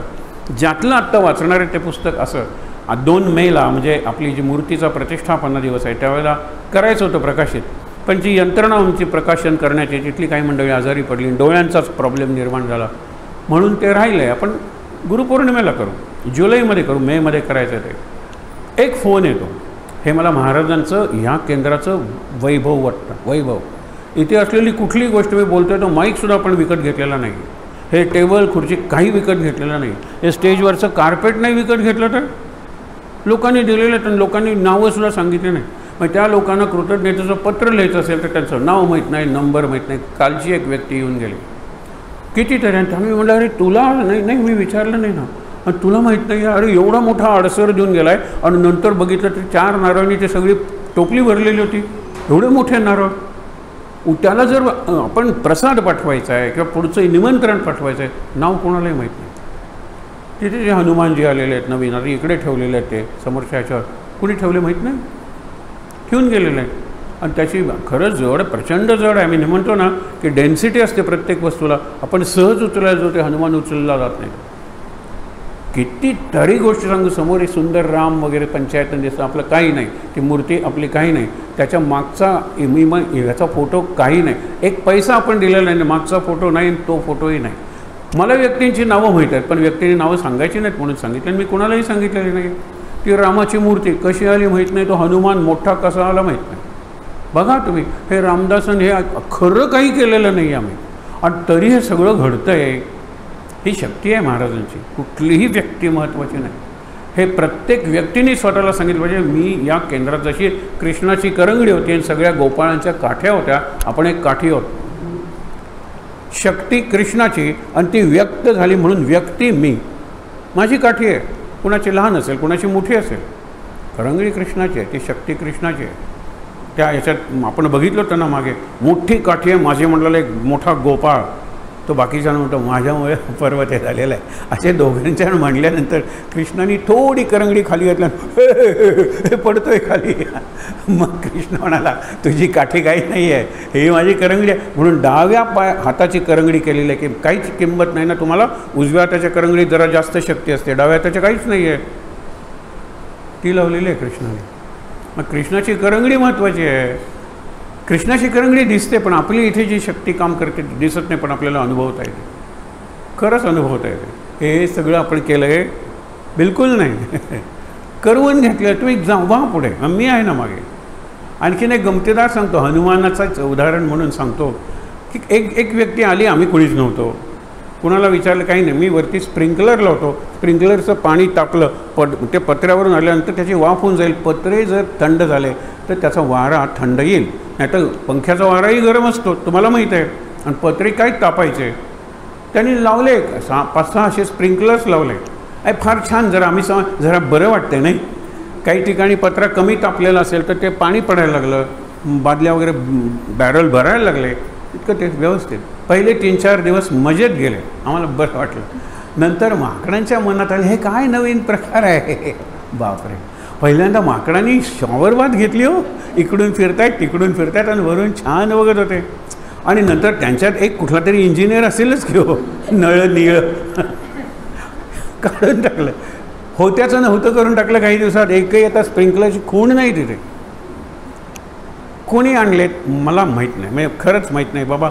आम्ही म्हणूनच म्हणतो की ज्यांनी हे स्प्रिंकलर दिले त्यांच्यासाठी आम्ही प्रार्थना करतो, आणि ज्यांनी ते डिस्ट्रॉय केले ती तुमचीच माणसं आहेत, आम्ही काय करणार, हे तुमचं सैन्य आहे सगळं. हे सगळी गंमत इथे घडत असते. हे दिस इज लाईफ. जीवनात ही सगळी गंमत घडते. या जीवनाने आपण आपले losses and gains, smiles and tears, successes and failures, म्हणजे यश आणि अपयश, मला मोठा विजय मिळवला आणि माझा पराजय झाला, एखादी व्यक्ती जीवनात आली, एखादी व्यक्ती दूर गेली, काही नाही गंमत म्हणून बघा. आणि सगळी त्यांची इच्छा आहे, त्यांच्या इच्छेशी जोडलं की माझं काम संपलं. खरंच संपलं. भाऊराव केतकर हेच म्हणायचे, त्यांनी सांगितलं आणि मी करतो, काय विशेष आहे, काही नाही, त्यांना आवडतं म्हणून मी घेतो. त्यांनी सांगितलं रामनाम घे म्हणून मी रामनाम, इतकं सोपं त्यांनी करून टाकलं. आपण चिंतन करा, हे करा, ते करा, आपण अवघड करत बसतो, कारण आपण कॉम्प्लिकेटेड माणसं आहोत, आपण साधी माणसं नाही आहोत. फार गुंतागुंत आहे आपल्या मनात, आणि त्यामुळे सगळं गुंतागुंत करून सांगावं लागतं. तर एक दिवस फोन येतो की माझं नाव मनोहर वर्टीकर, डॉक्टर मनोहर वर्टीकर. अरे म्हणलं तुमचं अमृतवाणी पुस्तक कितीतरी आवृत्त्या निघाल्या, तर आम्ही इतक्या जणांना ते पुस्तकं निघाले, अत्यंत चांगलं कलेक्शन आहे. त्यांनी निरनिराळे प्रश्न तयार केलेले आहेत. गुरु करावा का गुरु जीवनात येतो, गुरुला शरण कसं जायचं, अनुग्रह घ्यावा का, असा एक चॅप्टर. आणि एकंदर खूप काहीशे प्रश्न विचारलेत. अप्रतिम पुस्तक आहे अमृतवाणी. तर म्हणलं की काय काम आहे. नाही म्हणाले, तुमची काही पुस्तकं बघितली आणि इथून जर पुस्तकं प्रकाशित होत असतील तर माझं एक पुस्तक प्रकाशित करायचं आहे. बघा बारीका हा सन्मान आहे, हा मोठा सन्मान आहे केंद्राचा. तसं बघितलं तर केंद्राने एकही पुस्तक प्रकाशित केलेलं नाही. आम्ही इथे पुस्तकाचं प्रकाशन समारंभ केला, केंद्राला 1 पैसा द्यावा लागलेला ना. एवढी पुस्तकं किती, जवळजवळ 40 पुस्तकं आपण प्रकाशित केलीत ना, 40 एकही पैसा द्यावा लागला नाही. आणि विशेषतः महाराजांच्या प्रवचनांचं संस्कृत भाषांतर ते गोंदवलेंनी ठरवलं, आयत्या वेळेला नाही सांगितलं. ज्यांनी सगळे प्रॉव्हिडंट फंड वगैरे वापरून अप्रतिम भाषांतर केलं होतं. इथे त्यांना मी प्रवचन वाचायला सांगितले. आपल्यापैकी एकाने मराठीतून वाचलं, यांनी संस्कृतमधून वाचलं. किती सोपं. त्यांना त्रास झाला, सगळे पैसे गेलेले आणि म्हणाले आता नाही, आणि ते संस्कृत घेणार आहे कोण. आपली अशी काही माणसं आहेत लक्षात ठेवा. त्यांच्याच घरी कार्यक्रम होता. कार्यक्रम असताना म्हटलं ते कुठे नाही, म्हणाले आजारी आहेत, त्यांनी शॉप असा घेतलेला आहे. म्हटलं ठीक आहे, काही हरकत नाही. ते म्हणाले असं किती खर्च येईल, म्हणाले 2 लाख खर्च होईल. म्हणलं झालं प्रकाशन, तारीख ठरवा. आता 2 लाख काय, 2 रुपये माझ्याकडे नव्हते त्यावेळेला. 2 लाख कोण, महाराज करणार आहेत ना. तिथूनच फोन केला एका व्यक्तीला, ते म्हणाले प्रकाशन झालं समजा, फक्त तारीख करा, मला बोलवलं नाही तरी चालेल. झालं प्रकाशन. म्हणजे गोंदवल्यांनी जे नाकारलं, पण त्यांचं कारण अगदी बरोबर आहे. कारण त्या पुस्तकाची किंमत 400 रुपये ठेवावी लागलेली आहे, आणि गोंदवल्याला महाराजांच्या प्रवचनाची किंमत 100पेक्षा जास्त ठेवायची नाही. खरं आहे, नियम आहे. एवढं पुस्तक घेणार कोण, आणि घेणार कोण हा प्रश्न यानंही झालाच ना. घेणार कोण. पण इथे प्रकाशन झालं, आणि परवाच जे गेले पंडित वसंतराव गाडगीळ त्यांच्या हस्ते झालं. कारण त्यांनीच ते सगळं संस्कृत हे केलं होतं, एडिटिंग केलं होतं, प्रूफ रिडिंग केलं होतं, आणि शुद्ध चांगलं पुस्तक तयार झालं. नाम भागवत, नामाचं भागवत हे पुस्तकाला नाव दिलेलं आहे. गंमत बघा, आपल्या कल्पनेच्या पलीकडची ही गोष्ट आहे. अशा किती गोष्टी, तोच सगळा इतिहास होईल. म्हणून तिकडे वेळ नको घालवायला. हे कोणी दिलं, हे कोणी दिलं. खरं सांगतो की सगळं दुसऱ्याने दिलेलं आहे. आपल्या अंगावर, मला विचारलं तर माझ्या अंगावरचे कपडेसुद्धा माझे नाही. कुठल्या कार्यक्रमात गेलो तिथे हे कापड दिलं, ही लुंगी दिली, कुठे शिवूनसुद्धा कुणीतरी दुसरी आणली. मी शिंप्याचं तोंड नाही बघितलं. हे असं जीवन जर महाराजांनी मला दिलं तर मी काय करायला पाहिजे. पूर्णपणे त्यांना अर्पण केलं पाहिजे. खरंच पूर्णपणे अर्पण केलं पाहिजे. मागे एक प्रश्न आपण बघितला होता की 1 तास ॲडिशनल तुम्हाला दिला, 25वा तास दिवसाला, तर तुम्ही काय कराल. अमेरिका, जर्मनी, कॅनडा सगळ्याकडच्या विचारवंतांना हा प्रश्न रीडर्स डायजेस्टमध्ये विचारला होता. लोकांनी उत्तर दिले. जपान म्हणाले की आम्ही जास्त कलात्मक अशा गोष्टी त्या काळात तयार करू. जपान म्हणजे कला आहे. जर्मनी म्हणले आम्ही जास्त प्रोडक्शन करू, 1 तास मिळालेलं ॲडिशनल. अमेरिकन्स वगैरे म्हणजे जास्त एन्जॉय करू. फ्रेंच म्हणाले आम्ही कलेचा आस्वाद घेऊ द्या 1 तासात. फक्त भारतातल्या काही लोकांनी सांगितलं की जो देवानी दिलेला आहे तो सुंदर रॅप करून देवालाच रिटर्न गिफ्ट देऊ. हे लक्षात घ्या. मग मला तू 1 तास दिला आहेस, म्हणजे 60 मिनटं दिलेले आहेस. आता या 60 मिनटात मी तुझं इतकं चांगलं साधन करेन, आणि ते साधन करताना सुंदर गॅप करून हा 1 तास मला तू दिला आहेस, हा 1 तास मी तुला अर्पण करतो. देवानी दिलेली गिफ्ट सुंदर करून, त्याला सुंदर करून काय नाम घ्या. ध्यान करा, अनुसंधान करा. हे पूजा वगैरे करण्यात तो तास घालवू नका, नाहीतर गंध उगाळण्यात अर्धा तास गेला, मी नाही अभ्यास केला, असं मुलांचं गाणं आहे ना. सकाळचे वरले 6 आईने केला चहा, चहा पिण्यात 1 तास गेला. सकाळचे वरले 7 आईने केला भात, कुठली आई भात पण कुकर लावतात ना, भात खाण्यात 1 तास, या सकाळचे वरले 8, काही ना काहीतरी चालूच आहे. आणि संध्याकाळचे वरले 6 तरी आईने पुन्हा केला चहा, चहा पिण्यात. ही मुलगी अभ्यास करत नाही दिवसभर. आपलं तसं चाललं आहे का, हा विचार करूया. तर त्यांचं पुस्तक आपण आता प्रकाशित करणार आहोत. त्याच्यात श्री गोंदवलेकर महाराजांनी परमार्थाचा प्रवास, परमार्थ म्हणजे उपासना, सोपा शब्द आहे. जीवन आहे हा एक प्रवाह आहे. जीवन म्हणजे पाणी, आणि पाण्याचं किती वर्णन केलेलं आहे ज्ञानेश्वरीत. आणि बाबांना आवडणारी ज्ञानेश्वरीतली ओवी ही पाण्याबद्दलच आहे. पाण्याचे 4-5 गुण सांगतो. पहिली गोष्ट म्हणजे जरा खालची लेवल मिळाली ना, पाणी तिकडे जातं, वरती नाही चढत. आपण जसे जातो ढग, जितकं पाणी साठेल खाली येतात आणि पाऊस पडतात. एका फांदीला जर इतके आंबे लागले तर ती फांदी खाली येते, लुटून न्या मला. आपण जरा बक्षीस मिळालं 50 लाख रुपये, आपण ताठ होतो, हे ताठून स्वतःचा घात करतो पाठीला. मग ट्रीटमेंट घ्यावी लागते, त्याच्यासाठी 1 लाख रुपये खर्च होतो. एवढे मिळाले त्याच्यापेक्षा जास्त खर्च. कशाला ताठ व्हायचं, खाली का नाही. आणखीन शिकलो, आणखीन खाली, आणखीन शिकलो, आणखीन खाली, आणखीन शक्ती मिळाली, आणखीन खाली. हे जग सांगतं आहे, सगळं निसर्ग सांगतो आहे. पाणी आपल्याला ते शिकवतं. पाण्याच्या वाटेत खड्डा आला ना, तर तो खड्डा भरल्याशिवाय पाणी पुढे जात नाही. आणि एखादी मोठी दरी लागली तर सगळं पाणी त्याच्यात पडतं, पुढे ते वाहत नाही. एवढा मोठा खड्डा असेल तर विचार करा. आणि आपल्याला एखादा येतो आहे, म्हणजे मला फी, खरंच मुलाची फी भरायची वगैरे, फी किती आहे वगैरे, 2000 रुपये भरायचे. 2 रुपयाचं कॉईन मी त्याला देतो. मोठा दानी खिशात अंधारातसुद्धा कॉईन काढतो, नोट नाही देत. या 2000 रुपये त्याची गरज आहे, माझ्या 2 रुपयांनी काय होणार आहे. शेवटी इतक्यात लाईट्स येतात आणि माझ्या लक्षात येतं मी दिलेलं कॉईन त्या व्यक्तीने माझ्या हातात केव्हा ठेवलं कळलंही नाही. माझं कॉईन मला परत मिळालं. हे दान, हे नादान आहे, दान नाही आहे. म्हणून पूर्ण खड्डा भरल्याशिवाय किती मोठा पाणी पुढे जात नाही, हे लक्षात ठेवा. मला 2000 रुपये देता येणार नाही, पण मी प्रयत्न करेन. आत्ता माझ्याकडे 500 रुपये ते ठेव. हे खूप झालं ना.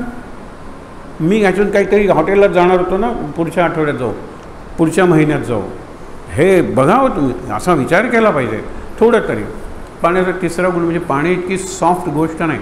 आपल्या डोळ्यातलं सॉफ्टेस्ट भाग कुठला आहे, आपल्या शरीरातला डोळ्यात जर कण गेला तर आपण पाण्याने धुतो. पाण्याचा कधी डोळ्याला त्रास होत नाही, सॉफ्ट आहे ते. पाण्याचं आणखीन एक महत्त्वाची गोष्ट म्हणजे सगळ्यात चांगलं की तुझा रंग कसा रे, तू मिळवशील तसा. तांबडा केला तांबडा, हिरवा केला हिरवा, बरोबर. चव तू घालशील ते, मीठ घातलंस खारट, साखर घातलीस गोड. आकार कुठे तू देशील तो. वर कपात मी उभं राहिलो, बशीत आडवा झालो, मला हे नाही आहे. कुठलाही मला अभिमान नाही आहे, अहंकार नाही आहे, याचं प्रतीक. आणि गाळत यासी पिळत यासी, गोड आहे. आता चरक काय त्या ऊसाचं करतो, ऊसाचा रस म्हणजे पाणी आहे, लक्षात घ्या. काय करतो, पण तो चरकसुद्धा गोड होतो. नाहीतर शेकडो माशा कशा बसल्या असत्या त्याच्यावर. कल्पना करा, म्हणजे जो वेळाने ऊस कापला जातो त्या वेळालासुद्धा ऊसाचा गोड रस लागतो. जो पाळतो म्हणजे शेतकरी ऊस वाढवतो त्यालाही गोड आहे, आणि जो कापतो त्यालाही गोड आहे. हे वैशिष्ट्य आहे. आणि पाणी जिथे जिथे शेतकरी नेतो तिथे जी रोपं आहेत त्याप्रमाणे चव येते. मिरच्याच्या दिलं पाणी तिखट झालं, कडुनिंबाला पाणी गोड झालं, बघा ना. ऊसाकडे नेलं पाणी गोड झालं, कारल्याकडे आणि कडू झालं, ह्याच्याकडे आंबट झालं, चिंचेकडे. त्यांना आग्रह नाही आहे कुठलाही. अनाग्रहित्व पाण्यापासून शिकलं पाहिजे. म्हणून माळीये जेऊ ते नेले तेऊ ते निवांतचे गेले. वांतेला येऊन जर आपण निवांत झालो नाही ना, तर याचा शब्द आहे एका प्रसंगात, निवांत झालो नाही ना तर काय उपयोग आहे. उदाहरण दिलेलं आहे, महाराजांचंच उदाहरण आहे की अरे वा सुंदर रिझर्वेशन मिळालेलं आहे, आणि ते RAC वगैरे काही नाही, रिझर्वेशन कन्फर्म. बसतो, पहिली गाडी सुटते, अजून गोवा सुटलेलाच नाही, तो उठतो. शेजारच्या डब्यात कोण ओळखीचं आहे, या डब्यात, गार्डच्या डब्यापर्यंत जाऊन येतो, इकडे ड्रायव्हरच्या डब्यापर्यंत जाऊन येतो आणि म्हणतो 3 डबे सोडले की पॅन्ट्री आहे. पॅन्ट्री म्हणजे जिथून आपल्याला खायचं मिळतं, ते किचन आहे त्यांचं. काय ते दर्प वगैरे, हा सगळीकडे फिरत राहतो आणि काशीला ज्यावेळेला गाडी पोचते, महाराजांचं उदाहरण आहे, त्यावेळेला तो म्हणतो की अजून 2 दिवस आहोत ना, तुम्ही गंगेचं स्नान करा आणि विश्वेश्वराला जा, मी दमलो आहे आज. गाडीत चालून हे दमलं. काय दुर्दैवी माणूस आहे. छान मिळाली ना सीट, तू बसून राहा, गाडी तुला पोचवेल. पोचल्यावर तू फ्रेश आहेस. हे गाडीत कशाला हमाली केलीस? आपण ते करतो, नको त्या गोष्टीकडे लक्ष घालतो. आणि ज्या वेळेला जप येतो त्यावेळेला सांगायला पाहिजे का, रात्री 11ला जप करायला बसतो, महान त्या माणसाला नमस्कार. एकदा नवरा बायको आले होते आणि मग त्याच्या आधी प्रवचनालाही होते की हातातून माळ पडली ना, पुन्हा पुन्हा पडली की समजायचं की माळेची गरज नाही. महाराज सांगतायत श्वासावर कर, श्वासावर, माळेने मोजायची काही गरज नाही आहे. तो नवरा मला म्हणला माझ्या हातून हे माळ पडायला लागली आहे. अरे म्हणलं कॉंग्रॅच्युलेशन. बायको म्हणली त्याला विचारा आधी कोण पडतं, आधी ते पडतात का माळ पडते? 11 वाजता आल्यानंतर तो पडणारच की झोपेनं. आणि काय माळ पडते. आपण गंमत करतो, आपल्याला सोयीस्कर तेवढेच अर्थ ग्रंथातून काढतो. आजचंच आहे संतांचे ग्रंथ कसे वाचावे, आजचं प्रवचन आहे. संतांशी एकरूप होऊन संतांना शरण जाऊन ग्रंथ वाचले पाहिजे. महाराजांचं प्रवचन वाचताना पान काढले, लाईन नंबर वाचला, सुरुवात, अरेच लावा ना कपाळाला, उघडा ना पान. रामाचं चित्र आहे, महाराजांच्या समाधीचं चित्र आहे, महाराजांचं चित्र आहे. आणि महाराजांपासून अगदी प्रल्हाद महाराजापर्यंतचे फोटो आहेत ना, फक्त कपाळाला लावा आणि मग वाचा. त्या दिवस किती 1 मिनिट जास्त लागेल, पण धन्य वाटेल. या सगळ्यांची कृतज्ञता व्यक्त करून मी आजचं प्रवचन वाचतो. अर्धं राहिलं तरी चालेल ना, फोन आला जायला लागलं, पण हे केल्याशिवाय प्रवचन काय वाचतो मी? आणि हे करणं म्हणजे शरण जाणं. गजानन महाराज गजानन विजय अध्याय 11वा पारायण सुरू ऑनलाईन. अरे गजानन विजय हातात घेऊया, त्याला नमस्कार करूया. महाराजांचं चित्र, महाराजांच्या समाधी, सगळं नमस्कार करूया, शरण जाऊया. तिथे अध्यायाचं चित्र आहे, त्याला नमस्कार करूया, कारण त्या अध्यायाच्या चित्रात महत्त्वाचा प्रसंग आहे त्या अध्यायातला. मग सुरू करूया. म्हणून ज्यांचं पुस्तक आहे ना, त्यांच्याबद्दल कृतज्ञता व्यक्त केली पाहिजे. मनोमन त्यांना शरण गेलं पाहिजे, कारण हे मी नाही लिहू शकलो. त्यांनी लिहिलं आहे. महाराजांच्यातून किती अभ्यास करून सगळे प्रसंग काढलेले आहेत. पहिला, समजा आपल्याला एका गावाला जायचं आहे. आता हे सगळे शब्द महाराजांचं आहे, त्यांनी संकलन केलेलं आहे. आपल्याला एका गावाला जायचं म्हणून आपण स्टेशनवर गेलो आणि जिथे जायचे त्याचे सर्व वर्णन केले, पण नाव आठवत नाही. हल्ली आपल्याला तसं झालं, नाव आठवत नाही. ओ तो कोण तो? ओ तो या तो सगळ्या टोनमध्ये म्हणतो, पण नाव काय आठवत नाही. गोविंदा म्हणायचं का? तोच तो. त्यांनी आठवण करून दिली. तसं मी तिकीटच्या विंडोसमोर उभं आहे, ओ तिथे मोठी गार्डन आहे वगैरे, अहो पण गावाचं नाव काय? ओ तिथे बाजार आहे, सगळा महत्त्वाचा आहे, तिथे काजू चांगले मिळेल, सगळी माहिती सांगतो. तो दूर व्हा, नेक्स्ट. मला गावाचं उलट मला काही माहीत नाही त्या गावाबद्दल. मला कर्नाटकातल्या एका यंडनटून जायचं आहे. तिकीट मिळालं, मला तिकीट मिळालं, गावाचं नाव आहे. म्हणून मी नाम कुणाचं घेतो? रामाचं. तो राम कोण आहे नाही माहीत. मगाश पहिला मुद्दा मला सांगायचा होता, बोलो सीताराम. 15 मिनटं तुम्हाला म्हणायला लागलं. तशाच राम नाम नाही आहे का? पण आपण बोलो सीताराम विशिष्ट उद्देशाने. बोलो सीताराम 50 वेळा झाला, अजून कसे आले नाहीत? अरे बापरे, हे काय समज आहे काय त्याच्यात? बोलो सीताराम राम, बोलो सीताराम राम. बघा, बोलो सीता, कितीदा राम आहे त्याच्यात? श्रीराम जयराम जय जय फक्त 3दा आहे. ह्याच्यात कितीदा आहे? पण आम्ही तो मंत्र मानतच नाही. बोलवायचं प्रवचन करायला, नंतर जय जय श्रीराम, जय जय श्रीराम. 2दा श्रीराम नाही आहे का? पण जेवायच्या वेळेला काम करताना मंत्र म्हणायचा, सगळपती राघव राजा राम, पतित पावन सीताराम. ह्याच्यात राम नाही आहे का? पण नाही, तो आरतीच्याच वेळेला म्हणजे पहिली आरती दुसरी आरती जायचं भगवती राग. प्रचंड आपण हे मेकॅनिकल करून टाकलेलं. मेकॅनिकल.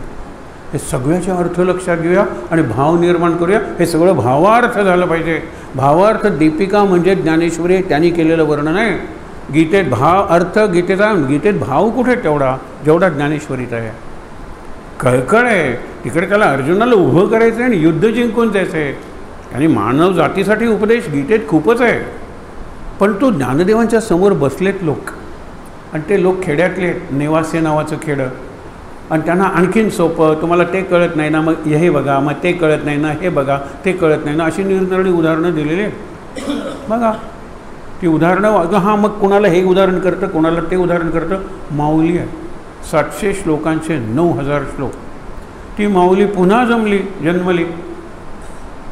पुढं घातलेल्या आणि वरती 12 बंडीसारखी घातलेली आहे. पावसला जन्मली स्वरूपानंद.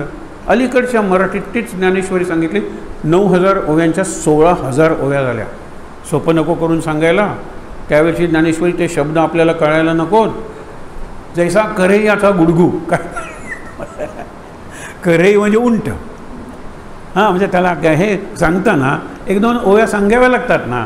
म्हणजे उंट किती सुंदर आहे हे काय मी सांगायला पाहिजे. उंट इतकं कुरूप काही नाही.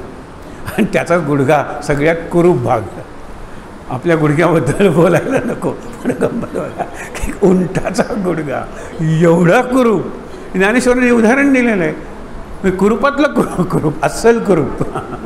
मुद्दा काय आहे की ते सांगायला, स्पष्ट करायला जास्त ओव्या सांगाव्या लागतात. आम्ही आता हे वाचल्यानंतर जास्त सांगावं लागतं म्हणजे कळतं. कधी यांना कळतं, कधी त्यांना कळतं, कधी त्यांना कळतं. हे रामदासाने एक त्यांचा शिष्य विचारतो, तुम्ही किती पाल्ला होता. रोग सांगताना 150 रोगांची नावं. एवढी काही गरज आहे काय. ते म्हणाले अरे चुकलोच मी. उद्या माझ्या शेजारी बस. मी निराळी नाव सांगतो. हे निरनिराळे देव आणि त्या नावात दाखवले जाणारे नैवेद्य त्याची यादी सांगतो मी. बरोबर आहे म्हणाला. तुम्ही ज्यावेळेला पहिल्यांदा थेऊरच्या गणपतीचं सांगितलं त्यावेळेला हा झोपला होता. हां, या गणपतीसाठी दुसरा गणपती सांगायला पाहिजे की नाही. अष्टविनायकातला त्याला तिसरं सांगायला पाहिजे की नाही. म्हणाला 100 जण जर समोर असतील तर 100 उदाहरणं द्यायला पाहिजेत, कारण सगळे 100 जागे असतील असा क्षणच नाही. कळलं ना तुला इथे बसल्यानंतर. म्हणजे इथे बसलेल्यांची सुद्धा काही पापं असतात ना पूर्वजन्मीची, ती भोगावीच लागतात.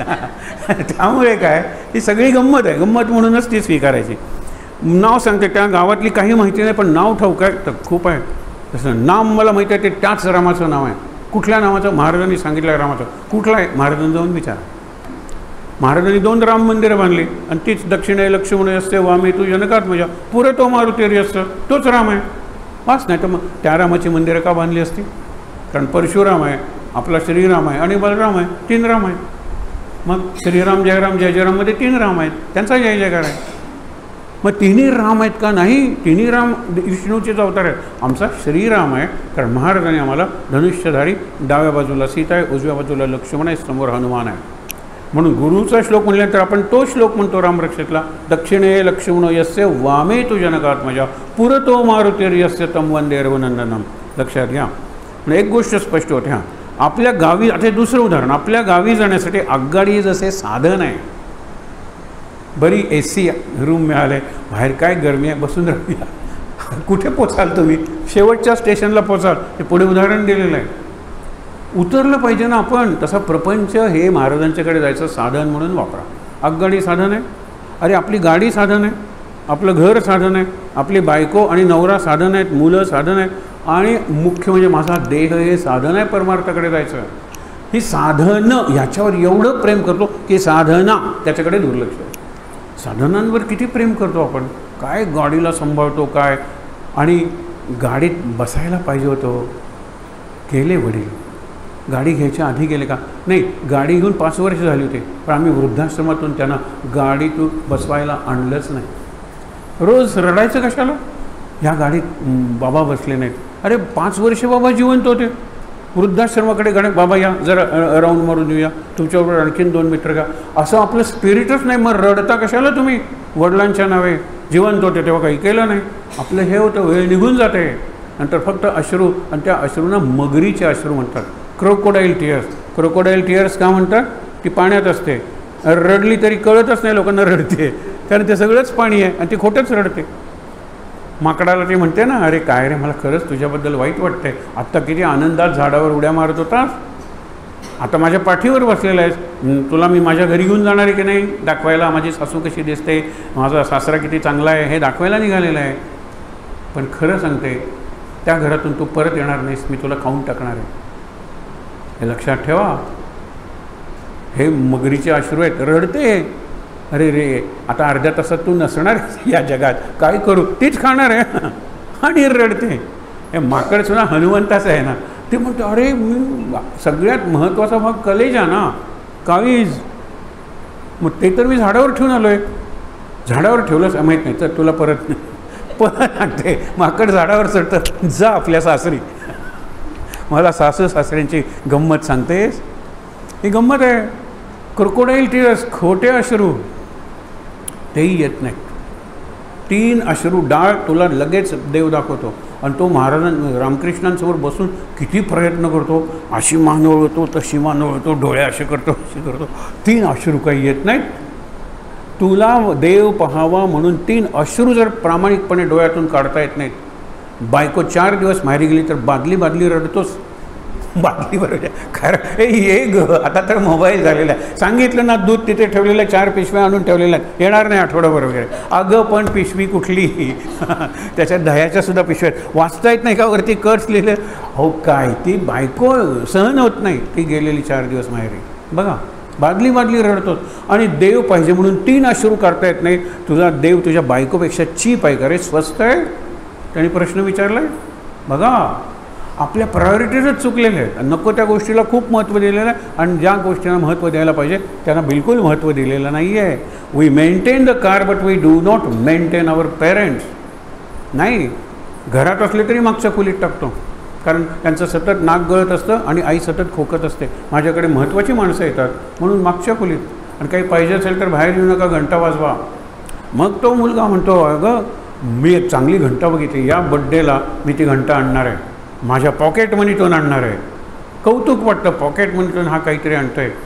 आणि पॉकेट मनीतून घंटा आणतो, हे करतो आणि आई वडिलांना भेट देतो. तुम्ही ज्या वेळेला आजोबांच्या वयाचे व्हाल त्यावेळेला घंटा शोधायला नको, ही घंटा आत्ताच तुम्हाला देतो, घंटा वाजवा, मग मी येईन. माझ्या बायकोला किंवा कोणाला तरी बाहेर यायचं नाही खोलीतून. त्यावेळेला त्यांना कळतं आणि हाताला धरून आई वडिलांना आणतात की आपल्या मुलाने आपला भविष्याचा आरसा दाखवल्यानंतर आपल्याला कळतं. म्हणून मेंटेन काय, we use things and serve people. It is a good model. उलटं करतो, we use people and serve things.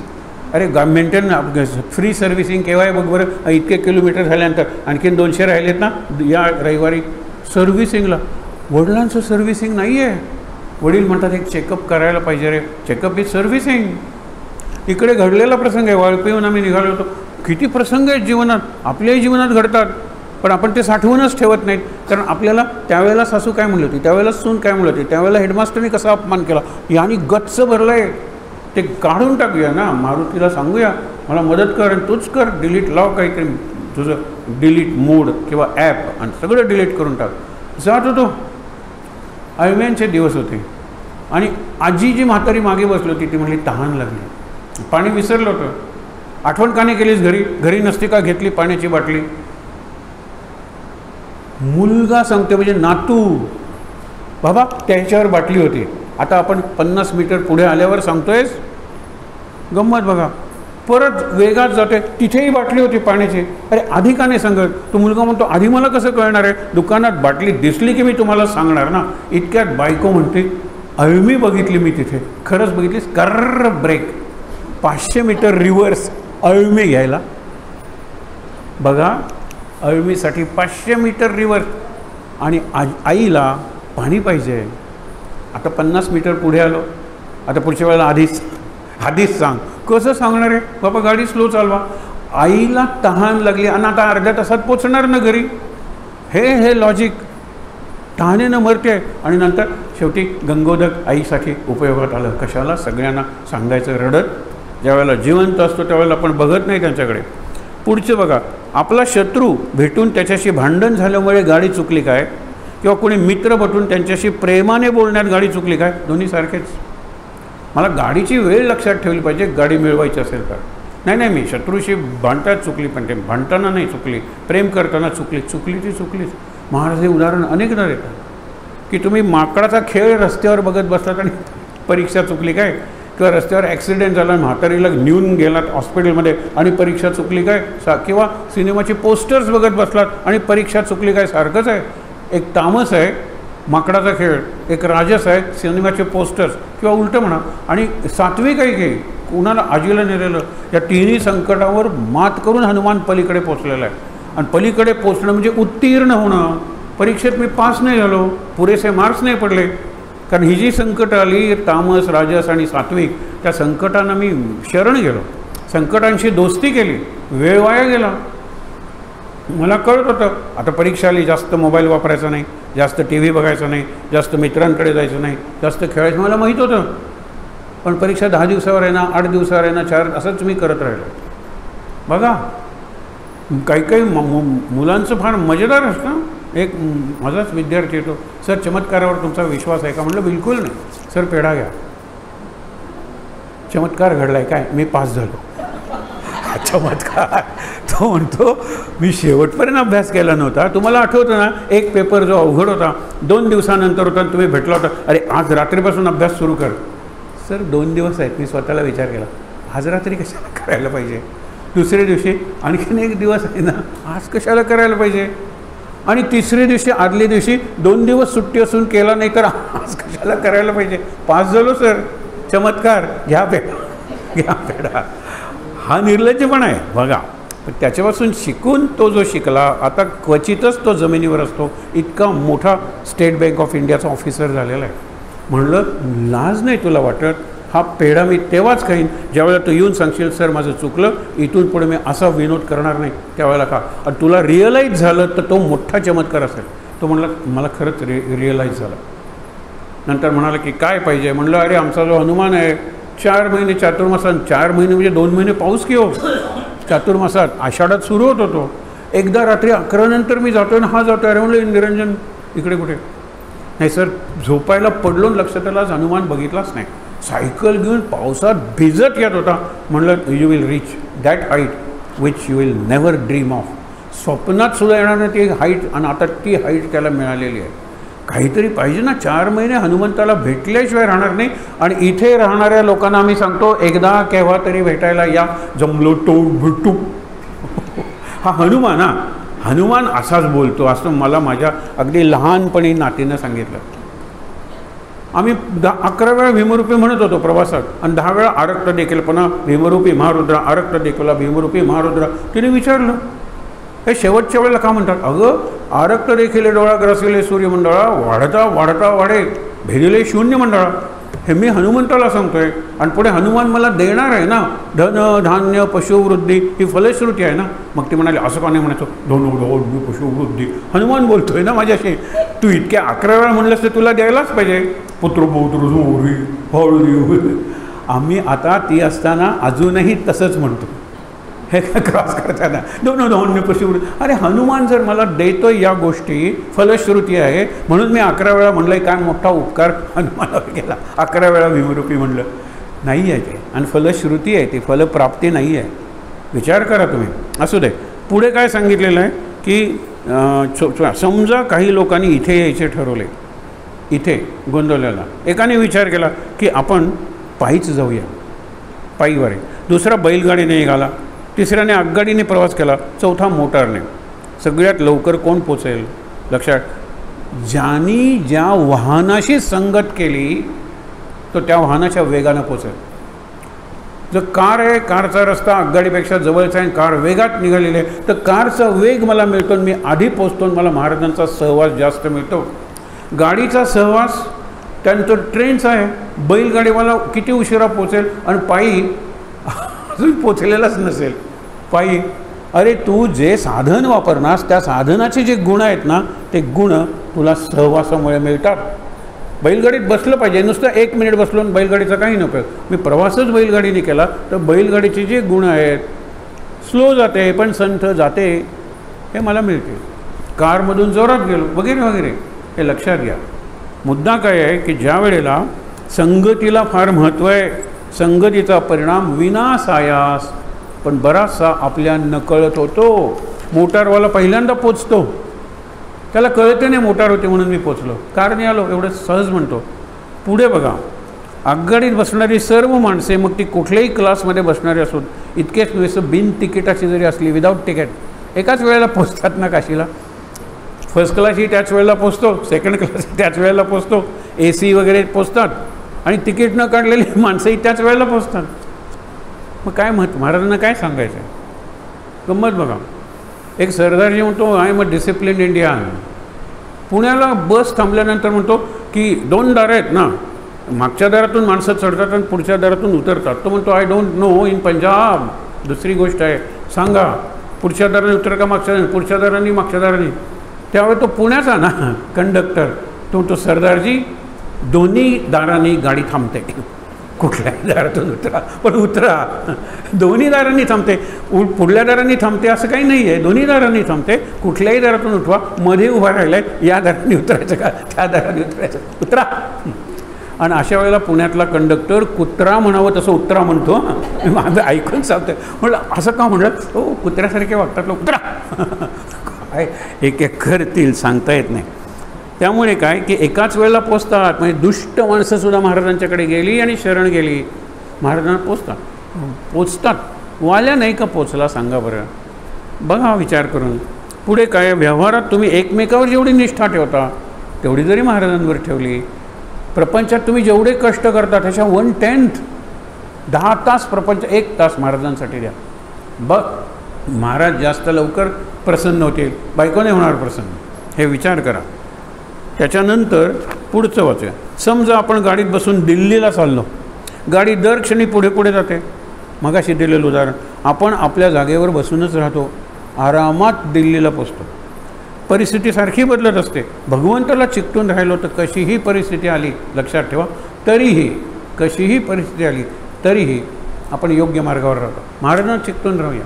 आणि महाराजांना चिकटून राहायचं म्हणजे नामाने. नामाचे साधन हे एक्सप्रेस गाडीसारखं आहे, इतक्या वेगात जाते. ही राजधानी एक्सप्रेस वगैरे बघा, बाहेरचं काही दिसत नाही, दिसणारच नाही, इतक्या वेगात ती जाते. सध्याच्या नवीन ज्या आलेल्या आहेत गाड्या, तसं मधली स्टेशनं दिसत नाहीत. स्टेशनचं नाव वाचायचं, कारण या गाड्या थ्रू जातात ना, स्टेशनचं नाव वाचायचं असेल तर इतक्या वेगात गाडी जाते, कळत नाही. समोर काय दिसतात, गाय होती का बैल होता काही कळत नाही, म्हैस होती का काही कळत नाही, इतक्या वेगात गाडी जाते. त्याप्रमाणे नाम जर घेतलं तर नाम थेट जाणारी गाडी आहे. मध्ये रंग दिसणे, आकार दिसणे, ध्वनी ऐकू येणे, हे इतर पंथात खूप आहे. तो मग तुम्हाला शंखनाद ऐकू आला, 4 दिवस त्याला शंखनाद ऐकू येतोय, मग ह्या शंखाला वाटलं पाहिजे की नाही, हां मला घंटानाद ऐकू आला, हा मग ह्याला शंख याला घंटा आल्यानंतर त्याला तिसरं काहीतरी ऐकू यायला पाहिजे ना, मला बासरीचा आवाज ऐकू आला. प्रत्यक्षात काय महाराज म्हणतात, याला कशाला महत्त्व देतात, ते मैलाचे दगड आहेत. एक्सप्रेस गाडीला मैलाचे दगड दिसत नाहीत. एक्सप्रेस गाडीला नाम एक्सप्रेस आहे, मधलं काही दिसणार नाही तुम्हाला. दुसरीकडे महाराजांनी उदाहरण दिलं आहे की रस्त्यावर मैलाचे दगड असतात, गोंदवले 5 किलोमीटर, कळलं तुम्हाला. पाण्यातून प्रवास करताय, तिथेसुद्धा काही फ्लोटिंग असे किलोमीटर्स दाखवतात. आकाशात इतके चंद्र, इतके लाख किलोमीटर असा दगड असणार आहे का, आकाशात नसणार आहे. राम आकाशात आहे, नाम आकाशात आहे, सूक्ष्म आहे. हे दिसत नाही, तो अनुभव आला नाही, त्यांचं कसं बरं चाललं आहे बिलकुल म्हणू नका. तू आणि तुझा उपासना व्यवस्थित करत राहा, केव्हा तुला काय मिळेल सांगता येणार नाही. एक प्रवासी होता, त्याला गाडीमध्ये चांगली जागा मिळाली. त्याने विचार केला की अशी चांगली जागा एरवी मिळाली नाही आत्तापर्यंत कधी, आणि पुढेही मिळणार नाही. कंडक्टरला विचारलं, गाडी शेवटचं स्टेशन काय, तिथपर्यंतचं तिकीट दे. बरं वाटलं, एसी आहे, खिडकीकडची जागा मिळाली आहे, शेवटच्यापर्यंत गेला. नंतर परत येताना तीच गाडी, तीच एसी, आणि बरं वाटलं वगैरे. ही गाडी सुटली कुठून, तितकं तिकीट दे. हा आपल्या गावाला पोचलाच नाही. गाडी चांगली आहे, सीट चांगली मिळाली आहे, म्हणून आपलं गाव विसरणार आहोत का आपण. महाराज काय म्हणतात, गाडी शेवटी थांबते तिथपर्यंत गेला आणि त्याच गाडीने पुन्हा आला. असं करत करत जेव्हा तो आपल्या गावाला पोचला तसा आपला जन्म मरणाचा प्रवास चालू आहे. आपल्याला सुटायचं आहे, मुक्तीचं स्टेशन आपल्याला माहीतच नाही आहे. जन्मायचं, परत यायचं, परत जायचं. आपण मागे बघितलं होतं ना, आडनाव आहे, ते आडनावाबद्दल अपमान नाही करायचा, पण करमर कर मरेपर्यंत कर, आणि मरेपर्यंत केल्यामुळे करण्यासाठी पुन्हा कर. तसं आपलं झालेलं शेवटपर्यंत आपण काही ना काहीतरी करत राहतो. हे करणं थांबवणार आहोत का कधीतरी. बऱ्याच गोष्टी आपल्याला थांबवल्या पाहिजेत. आपल्याला सिग्नल्स मिळत असतात, आपण वाचतच नाही.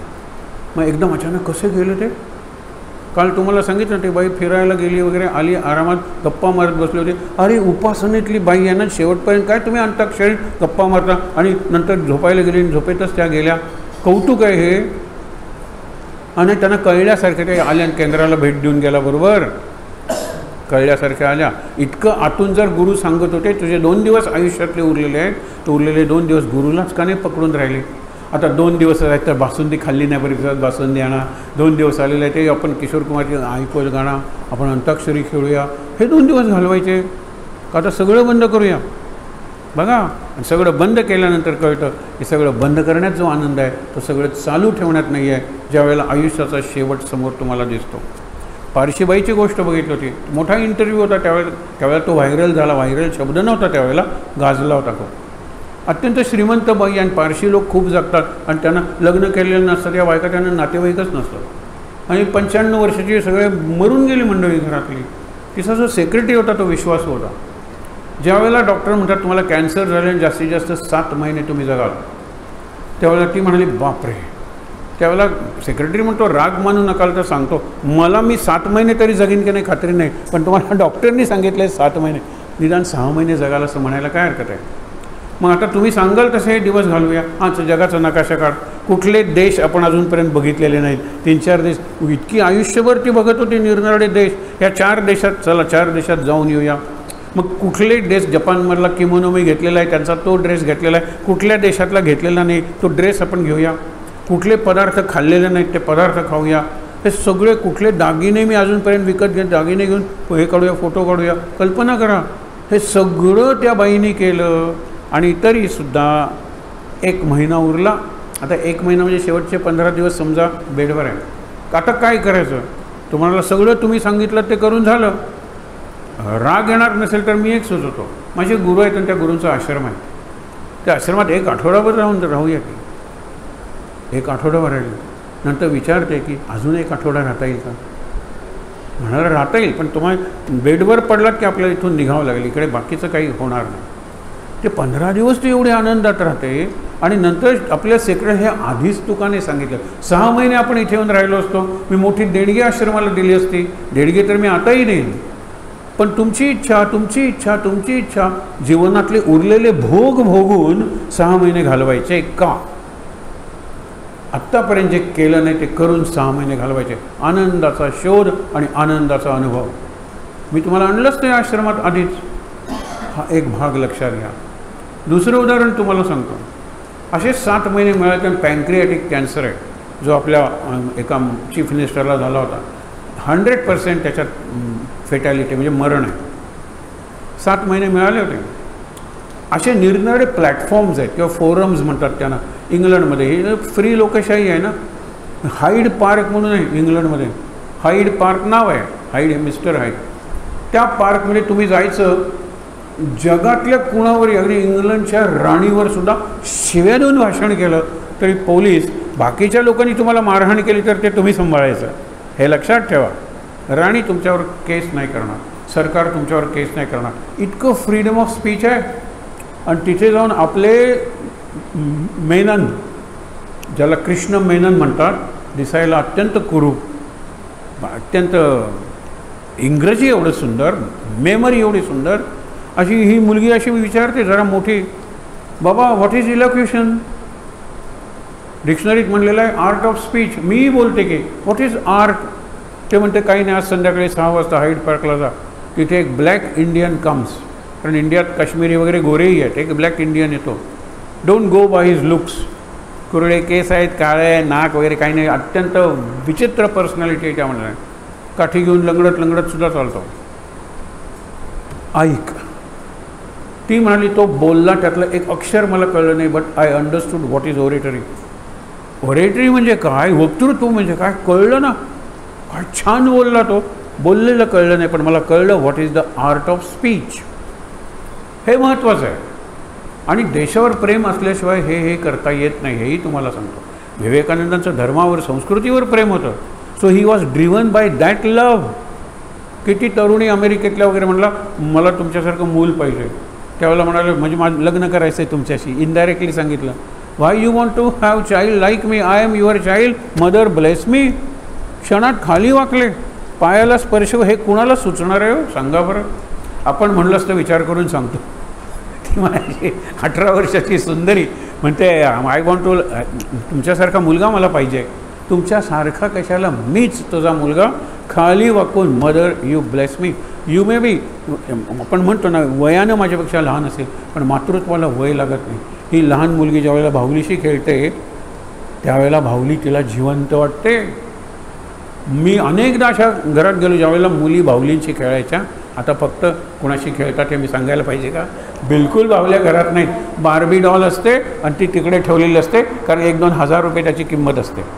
बाबी डॉल म्हणायचं, फक्त खेळायचं बिलकुल नाही. कारण पहिल्या दिवसात ती केस उपटून काढणार आहे, त्या बार्बी सोनेरी केस वगैरे नाही आहे, खेळत नाहीत. पण बऱ्याच वेळेला मी गेलो आहे घरात, प्राची झोपले, जरा हळू पायांचा आवाज करू नका. म्हटलं ही एवढी लहान आहे, आता प्राची कुठून आली? ही आता लगेच प्राची, माझी बाहुली. तिला ती बाहुली नाही, प्राची. अक्षरशः तुम्हाला सांगतो, ओलांडू नका. आम्हाला सुद्धा लहान सांगायची, कोणी झोपलेलं असेल किंवा पाय पसरून बसले त्याला ओलांडू नका, आयुष्य कमी होतं त्या माणसाचं. मग सासूला ओलांडून जायला सुनेला काय हरकत आहे? 10 वेळा ओलांडते, ही कल्पना आहे. कारण ओलांडताना ती व्यक्ती जर मध्येच उठली तर तुमचे दात पडतील. म्हणून व्यावहारिकदृष्ट्या विचार करूया. मला अडवलेलं आहे, झोपली ती, ओलांडतं काय? तिचं आयुष्य कमी होईल. बघा, एरवी 2 दिवसात ती मोडणार आहे रागाने, पण तिचं आयुष्य मी ओलांडण्यामुळे. हे जे आयडेंटिफिकेशन आहे, हे जे रोल प्लेईंग आहे, she is playing as a would be mother. उद्याची आई ती आत्ता भातुकलीतून खेळते. खरंच भातुकली हा जो प्रकार गेला हो या मुलांच्या जीवनातून. कसली भातुकली? काही नाही. वडिलांनी केला भात तर त्याची भातुकली होते, अशी परिस्थिती आहे. भातुकली लोकांना कळतच नाही, कारण तिथे सगळीच असते ना. महाराजांनी उदाहरण दिलेलं आहे ना, हे श्रीखंड आणि ही पुरी. मग मला जर पुरीच दे, हे श्रीखंड आहे, काहीच नाही आहे. पण डावीकडे श्रीखंड आहे, उजवीकडे पुऱ्या आहेत आणि मध्ये भाजी आहे. तिचं इतकं परफेक्ट असतं, मला ही भाजी द्या, कळत नाही मध्ये भाजी आहे. तिला परफेक्ट आहे, कारण ती सगळं जरी खोटं असलं तरी त्याला ते खरं वाटतं. आणि आपल्या आजूबाजूला जे बोललं जातं ना, इथे सावध राहायला पाहिजे. आपण मोबाईलवरून काय बोलतो ते मुलं ऐकत असतात, आणि आपले वडील किती खरं बोलतात हे मुलांना घरीच कळतं. हां, आलं असतं रे, पण काय करायचं? 10 पाहुणे आलेले आहेत, यावेळेला वांत्याला यायचंच ठरवलं होतं. तो मुलगा आईला विचारतो, कुठले पाहुणे? एकही पाहुणा आलेला नाही. किती खोटं बोलतात बाबा. आणि तू असं करे, तुला टॅक्स चुकवायचा ना, मी तुला सांगतो, तू ठेव वही, आपण निराळ्या वह्या लिहूया, 2 नंबरचं अकाउंट. किती खोटं करतात बाबा. हे सगळं करत असतात. विजय तेंडुलकरांचा भातुकली नावाचा खेळ, त्यातलं पहिलं वाक्य विनोदी आहे म्हणून तुम्हाला सांगतो. तू बाजारात जाऊन मी सांगितलेल्या वस्तू आण आणि तू दाढी कर रे, तोपर्यंत मी बाळंतीण होते. कारण तिने साबण, बाळाचा पावडर हे आणायला सांगितलेलं आहे. आणि आता बाळाचं बारसं करायचं, दाढी नको तुम्हाला करायला, तू दाढी कर तोपर्यंत मी बाळंतीण होते. हे अशी सुरुवात होते. ती एवढं खरं सांगत असते. आणि तोही 8 वर्षाचा मोठा भाऊ, दाढी नाही तरी तो साबण लावणार रे. सगळंच कल्पनेच हो. हे आपण गमावून बसलेलो आहोत. आपण कल्पकता गेले म्हणून मानस पूजा जमत नाही आपल्याला. सगळं काल्पनिक झालेलं आहे, काल्पनिक, सगळंच खोटं, सगळंच खोटं. फेसबुकवरची प्रोफाईल खोटी, सगळं खोट्टं. काय होणार आहे जीवनाचं सांगा बरं. मी आहे हा असा आहे असं म्हणतच नाही आपण. बडा चढाके बोलते. ते म्हणाले, आता 2-3 दिवस जाऊन फोटो काढून आले 2 टेबलांचे. एका फॅमिलीबरोबर गेलो होतो. म्हणजे त्या टेबलांचे काय केले, माझ्या मैत्रिणीला जरा जळवायचं आहे, बघ मी काय खाते. आमच्या ह्याच्यावर पिठलं भाकरी असेल, पण तिकडे जाऊन पिझ्झा, इकडे जाऊन पास्ता, हे सगळे फोटो काढून पाठवून दिले, आम्ही खातोय म्हणून. काय खरं आहे? त्या मैत्रिणीला हे बिलकुल खोटं वाटतं, कारण त्यांनी असेच 3 पदार्थ आदल्या दिवशी पाठवलेले असतात. सगळीच गंमत आहे. ह्याची आपण गंमत घ्यावी फक्त, बाकी काही नाही. पुढचं वाचूया. एका स्टेशन, हे महाराजांचं आवडतं का, महाराज केवढे प्रवास करत होते हो, आणि ते प्रवासातले अनुभव आहेत. एका स्टेशनवर चांगले पेरू मिळतात, बरोबर. एक माणूस पेरू घ्यायला उतरला. त्यावेळेला ती बायको समोरच्या बाईच्या नवऱ्याला म्हणते, तुम्ही बरोबर आमचं बावळट पेरू खाऊन बघेल आधी, चांगले असेल तर तोपर्यंत गाडी पुढच्या स्टेशनला जाईल, तुम्ही त्यांना ओढून आणा. पेरू चांगले आहेत म्हणून किती वेळ पेरूसाठी देणार, गाडी सुटे तोपर्यंत ना. आम्ही फार व्यवहारी आहे, पेरू खाल्ल्याशिवाय नाही, जणू काय हा शबरा फळ खाऊन ते घेणार आहोत. मजा आहे सगळी. म्हणून सांगितलं श्री महाराजांचा परिवार मोठा असल्यामुळे छोटे वाचूया. घरात सून आली की याचा अर्थ काय आहे? आपल्याला वाटते की सून आली ना तर soon you will have to retire, as soon as possible, जितक्या लवकर तितक्या सून आलेली आहे. आता खरी सत्ता गाजवायला मला संधी मिळाली आहे. माझ्या सासूने 11 वर्ष मला सून म्हणून एखाद्या नोकरासारखं वागवलं. आता ही सून येऊ दे, ॲज सून ॲज पॉसिबल तिला गुलाम करते की नाही ते बघा. काहीच शिकलं नाही म्हणून सास भी कभी बहू थी. हे कुणासाठी आहे? सासऱ्यासाठी हे नाही आहे. सासनी कळलं पाहिजे तू सुद्धा कधी बहू होतेस. तुझ्या सासूने तुला त्रास दिला ना, आता तुझी सून आलेली आहे, तिला त्रास देऊ नकोस. बेटी मान तिला, सगळे प्रश्न सुटतील. पण हीच गंमत असते. सून आली याचा अर्थ आपल्या परतीच्या प्रवासाला सुरुवात झालेली आहे. महाराजांच्या काळात 60 वर्षाचं आयुष्य म्हणजे खूप होतं. आणि 30व्या वर्षी माझं 30 वय असताना, किंवा माझं आता वय 60 झालेलं आहे, मुलगा 25 वर्षाचा, त्याची सून आलेली आहे, समजायचं आता परतीचा प्रवास सुरू झालेला आहे. You have to withdraw. महाराजांनी 60 वर्षाचा वाढदिवस, 70 वर्षाचा वाढदिवस, 80 वर्षाचा वाढदिवस किंवा 50, 60, 70 या 80पर्यंत महाराज बघू शकत नव्हते. ते स्वतःही 68व्या वर्षी गेले. मजा बघा, 50व्या वर्षी वाढदिवसाला स्वतःला सांगा पाहुण्यासारखं मी घरात राहतो आहे. पाहुणे येतो 2 बॅग्स घेऊन आणि 2च बॅग्स घेऊन जातो. तिसरी न्यायला लागल्यानंतर लहान मुलगी म्हणते, काका आमची बॅग घेऊन निघालायत तुम्ही. अरे हो विसरलोच नाही का. तुझी एक बॅग का नाही विसरलास हा प्रश्न आहे की नाही. हां, 2 घेऊन आलो तर काका तुमची एकच बॅग कशी. अरे विसरलोच की. असं का होत नाही. 3 बॅगा कशा नेता. कल्पना करा ना, 3 बॅगा कशा नेता. हे फार अंतर्मनातून आलेली ही उत्तर आहेत. फाजंदामध्ये बाहेर अळमीच्या सीझनमध्ये अळमी विकायला बसलेली असतात आणि 100 रुपयाला काय 800 रुपये 1000 रुपये काही 100 अळम्यांना. फाजंदा म्हणजे रेव्हेन्यू डिपार्टमेंट, अकाउंट्स डिपार्टमेंट ना. तिथे तो सोडतो पुढी आणि मोजतो. 60 आहेत आणि तू 100 काय म्हणाली. ते म्हणते मला मोजता येत नाही. मोजता आली नसते तर मी तुमच्यासारखे आत नसते का बसले. काय उत्तर आहे. मला मोजता येत नाही म्हणून अकाउंट्स मला ठेवता येत नाहीत, म्हणून मी फुटपाथवर अळमी विकते आहे. एका माणसाने तिला प्रश्न विचारला, मग कधी 120 का होत नाहीत का. तुला मोजता येत नाहीत ना, मग कधी 120 अळमी का जात नाहीत. कमीच कसे असतात. तुला पाहिजे तर घे, नाही तर चालतं हो. असा प्रश्न कशाला विचारतोस मला. आणि त्या 4 चौघांच्या देखत ही सगळी ही गंमत आहे. पण घरात सून आली याचा अर्थ आपल्या परतीच्या प्रवासाला सुरुवात झालेली आहे. आपण मोठ्या रेल्वे जंक्शनवर येऊन बसलो लोंढ्यासारख्या. इकडून गाडी येते तिकडून गाडी येते. आपलं ठरत नाही आहे नक्की कुठे जायचं. मुलीकडे जायचं का मुलाकडे जायचं का जावयाकडे जायचं हे लक्षात ठेवा. ठरतच नाही आहे. का कुठल्या तरी वृद्धाश्रमात जायचं. गाड्या इकडून येतात तिकडे जातात तिकडे. आपण फक्त बघत बसलेलो असतो. पण त्याच्यात आयुष्य संपवणार आहोत का. घरून निघण्यापूर्वी आपलं ठरलेलं नाही कुठे जायचं. महाराज म्हणतात विचार करा. आपण बसलेलो आहोत कसे. इंजिनाच्या शिट्ट्या वारंवार वाजतात कारण जातात ना. पूर्वी शिट्ट्या असायच्या, आता निराळच आहे सगळं. नंतर त्याकडे जसे आपण दुर्लक्ष करतो. लक्षात ठेवा, हे माझ्याकडे जाणारी नाही, ही गाडी तिकडे जाणारी तिकडे जाणारी, आपण दुर्लक्ष करतो. तसं दुर्लक्ष करायला शिकलं पाहिजे. आणि शेवटी महाराज काय सांगतात ते ऐका ना. सून फटकळ आहे, वाटेल ते बोलते. ते 3 म्हातारे महाराजांच्या समोर बसले होते ना. काय आजोबा दुःखी का दिसता. काय करायचं. सून भयंकर फटकळ आहे.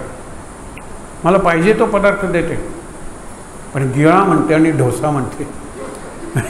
मला पाहिजे, मला कॉफी करून दिली. डोसा म्हणजे गिळा. आणि गिळा म्हणजे मला पाहिजे ते डोसे आणून दिले. गिळा. ही काय भाषा आहे का बोलण्याची. मला ते खावंसं वाटत नाही. म्हणजे ती करते सगळं पण तोंडानं फटकळ आहे. हां, मग काय दुःख वाटायलाच पाहिजे. दुसऱ्याला विचारतात तुझी सून अगदी चांगली आहे, खरंच चांगली आहे, पण प्रत्येक वेळेला म्हणते की हार आणून ठेवला आहे. कशाचा. चंदनाचा. उपयोगच नाही. मी मरतच नाही. आल्या गेलं ना सांगते हार आणून ठेवला आहे पण त्याचा उपयोगच होत नाही. मरतच नाही आहे सासरा. कल्पना करा. मग म्हणाले कसं जगू तिथे. महाराज म्हणाले हे तर फारच भयंकर आहे. तुमचं काय आहे. आमचं सगळं व्यवस्थित आहे. सून चांगले पदार्थ करते पण कवळी नीट बसलेली नाही. एक घास मारला त्या घासाबरोबर बाहेर. कवळी खाता येत नाही नीट. ते म्हणाले सून सुग्रण नाही हो, पण रोज पोळी शिकरण खाता येईल पण पोळी खाता येत नाही. अशी प्रकार आहे. गंमत बघा तुम्ही. प्रत्येकाची काही ना काहीतरी तक्रार आहे. आणि काही तरुण इतक्यात येतात आणि महाराज म्हणतात की तुम्हाला सुनेपासून याच्यापासून मुक्ती पाहिजे ना. हो म्हणाले. पुन्हा त्या डेंटिस्टकडे जायला नको. प्रचंड त्या काळात प्रचंड वेदना व्हायच्या हो. आत्तासारख्या ॲनास्थेशिया वगैरे कुठे होता. आता कळतही नाही. 3 दात काढलेत म्हणून. 1 दात काढायला मी गेलो असतो. डॉक्टरने एकाबरोबर 2 काढून टाकले. हे डॉक्टर भयंकर असतात ना. प्रत्येक याचे स्पेशालिटीच्या डॉक्टर साहेब एवढे विनोद आहेत पुस्तकात. डॉक्टर माझा हात दात दुखतोय तुम्ही हे काय का, don't worry I am coming to it 1 by 1. तुझा एक दात काढ मी तिथपर्यंत पोचणार. हा कधी गंमत असते. पूर्वी तुम्हाला सांगतो आम्ही लहान असताना डेंटिस्टकडे जाणं म्हणजे भयंकर होतं. आता डेंटिस्टला स्टुडिओ वगैरे म्हणतात, माहीत त्यांना डेंटल स्टुडिओ, क्लिनिकसुद्धा म्हणत नाहीत. आणि तिथे जाऊन हसायचं, चांगल्या हसऱ्या नट्या वगैरे असतात. तुम्हाला कुणासारखं हसायचं आहे, माझे दात कसे, कुणासारखं हसायचं आहे, अगं तुझं बिल पाहून रडायचं आहे. हीच गंमत आहे. मजा काय आहे की ज्या वेळेला आपण विचार करतो महाराज काय सांगतात ते लक्षात ठेवा. इकडे त्या तिघांना सांगितलं की आत्ता मला एक मंत्र मिळालेला आहे, तो मंत्र म्हणतो तुम्ही मुक्त व्हाल या सगळ्या त्रासातून. आणि डोळे मिटून बसतात. आणि तरुणांनाही सांगतात डोळे मिटा. तरुणांच्या मनात शंका आहे, असा माझ्यासाठी मंत्र दुसऱ्याने म्हणून मी कसा मुक्त होईल. जप स्वतःला करून नको का करायला, साधा प्रश्न आहे. गेल्यानंतर 2 मिनिटांनी महाराज डोळे उघडतात, तरुणांना म्हणतात डोळे उघडा. तिन्ही म्हातारे गेलेले. तेव्हा मुक्त झाले, मुक्त नाही गुप्त झाले. खरंच मुक्त झालं तर सून म्हणते गिळाण डोसा खायला देते ना, कवळी बाहेर आली पुन्हा खाता येतं ना. प्रत्येक म्हाताऱ्याने विचार केला घरी गेले ते मुक्त नाही झाले. असं आहे होय, तुमची वेळ येईल त्यावेळेला तुम्ही आता असंच करा. अरे आहे त्यात आनंदात राहूया की. म्हणून शेवटचं वाक्य मी वाचणार आहे. महाराज काय सांगतात, सून जर फटकळ आहे आणि मोठ्या आवाजात बोलते, शेजाऱ्याला माझा अपमान केलेला ऐकू जातं, तिकडे दुर्लक्ष करा आणि जमलं नाही तर गोंदवल्याला माझ्याकडे येऊन राहा. मी माझ्याकडे म्हणत नाही, पण वांतेला येऊन राहा निवांत व्हायचं असेल तर. खरंच उपासना नसताना या. मीच लोकांना सांगतो उपासना नसताना या. किती शांत वाटेल. परवा गोंदवल्याहून 2 अंतरंगीचे भक्त आलेले होते. ते म्हणाले काय शांत आहे. जास्तीत जास्त वेळ ते गुंफेतच होते, कारण नामाशी त्यांचं लग्न लागलेलं होतं. खरंच तुम्हाला सांगतो. आणि हे सुद्धा आमची पुण्यही ना. ते म्हणाले आई गेली 14 दिवस झाले, पहिल्यांदा मला वांते आठवलं, मला शांत मनशांती पाहिजे होते. आणि आम्ही इथे काही तासाच्या पाऊण तासाच्या अंतरावरून आम्ही वांतेला येत नाही. कारण ते खरंच शांत व्हायला इथे यायला पाहिजे.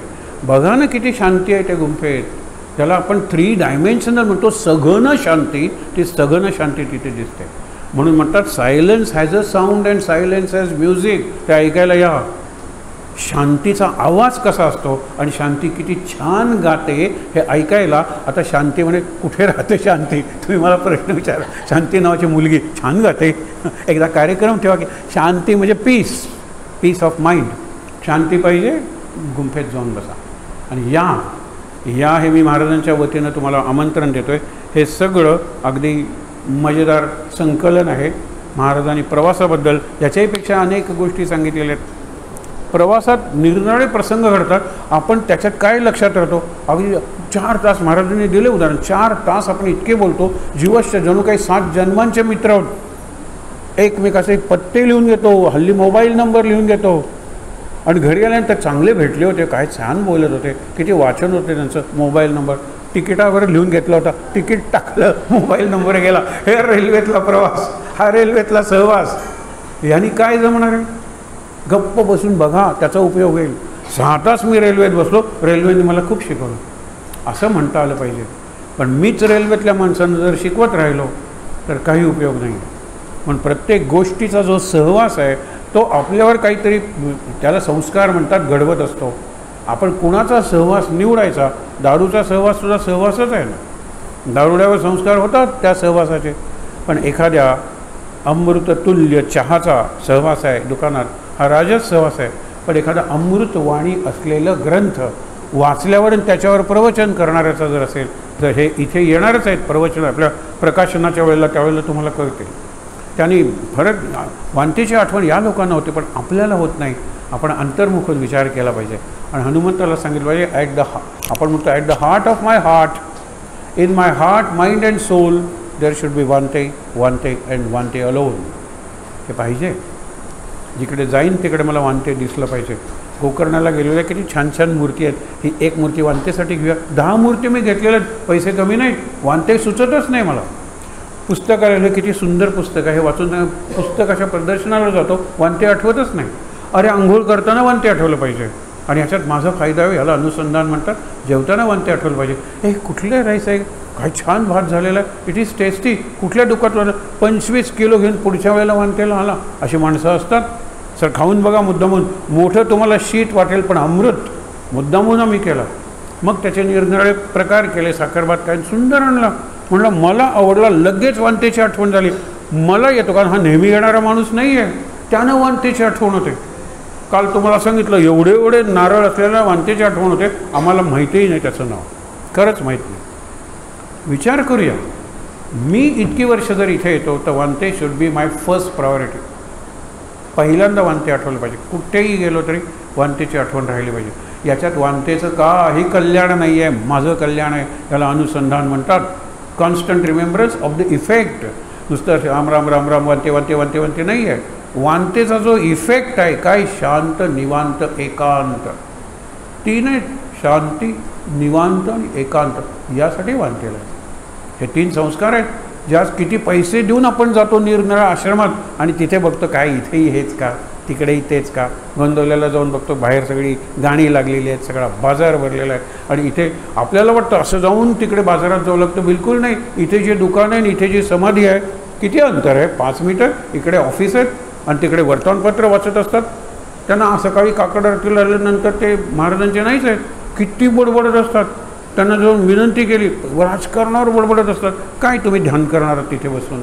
इकडे इकडे दूर दूरवर काही आवाज येत नाही. This is ours for the asking. काय पैसे मागतो का इथे आल्यानंतर, काय आणा म्हणून सांगतो का, काही आणायला सांगत नाही.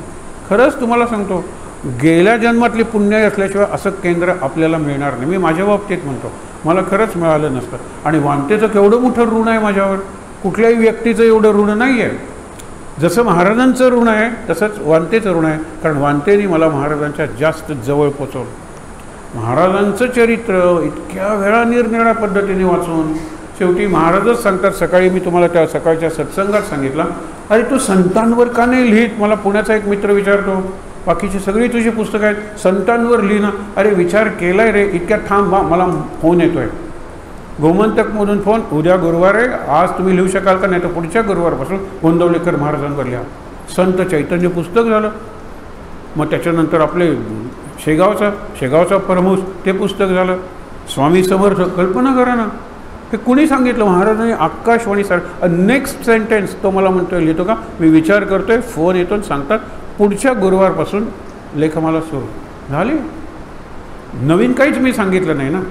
महाराजांचं जे वाचलं आहे, बाबांचं पुस्तक म्हणजे आपल्या दृष्टीने डिक्शनरी आणि एन्सायक्लोपीडिया. हल्लीच्या काळाला थोडंसं ॲप्लाय करायचं. त्या काळात बाबा म्हणाले, जरा गेलो समुद्रावर, ओंकार यायचा लाटांचा आणि काय छान ध्यान लागायचं. आता आपण समुद्रावर गेलो तर ओंकार ऐकू, बोंकार ऐकू येणार आहे. इतके शॅक्स, इतके हॉटेल्स. कुठला समुद्र शांत आहे लक्षात ठेवा. आणि शांत वाटला ना तर तिथे 100 लोक तुमच्या आधी पोचलेले असतात शांत आहे म्हणून. नाही आहे कुठेही शांती, इथे आहे. खरंच येऊया आपण, एवढं ठरवूया आणि महाराजांना सांगूया की प्रत्येक उपासनेला आणा. आणि काल सांगितलं होतं, आपल्याला धाडस आहे का. अरे आपण काय म्हणतो की महाराज आज चैत्र महिना आहे, पुढच्या चैत्र प्रत्येक महिन्यात आणा. महाराजांवर केवढं दडपण आहे. अरे वैशाखातच अडचण निर्माण झालेली आहे, पाहुणे येणार आहेत, पाहुणे सांगतात संप आहे वगैरे म्हणून आम्ही रद्द केलेलं आहे ना, पुढे येतो. मला वैशाखाच्या उपासनेला इथे येता आलं.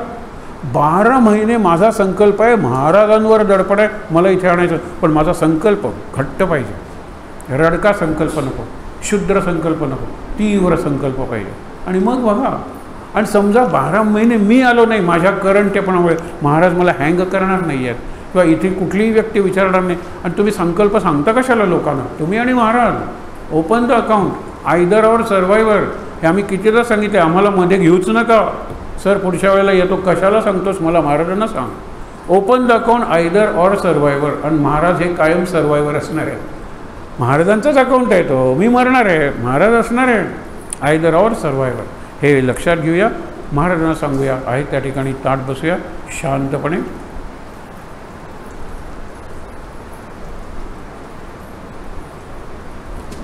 श्लोक म्हणूया.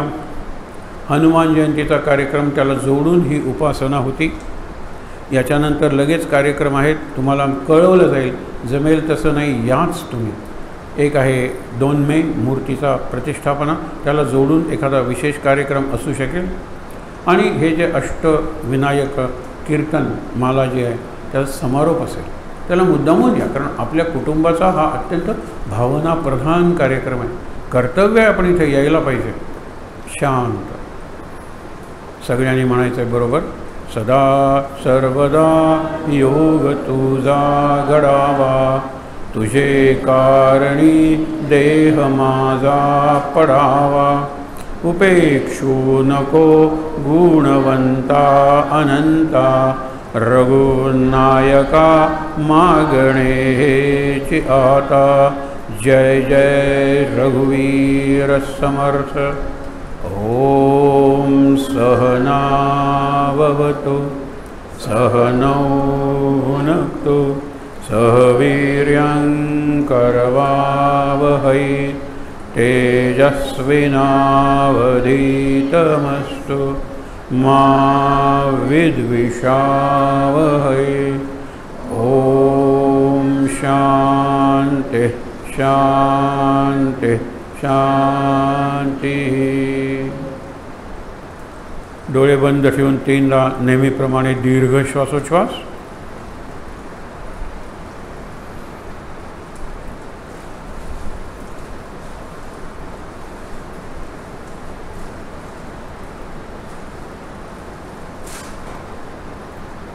हातावर हात चोळायचे आणि ते चेहऱ्यावर डोळ्यांवर चोळायचे. एकदम शांत वाटतं. समोर जे महाराज बसलेले आहेत, भव्य प्रतिमे आहेत, मोठा फोटो आहे महाराजांचा, प्रत्यक्ष बसलेले आहेत. साक्षात परब्रह्म म्हणतो तसे साक्षात महाराज बसलेले आहेत. महाराजांचं दर्शन घेऊया पायापासून मस्तकापर्यंत. महाराजांचं दर्शन आणि इथे असलेल्या सर्वांना नमस्कार. शांत आनंद.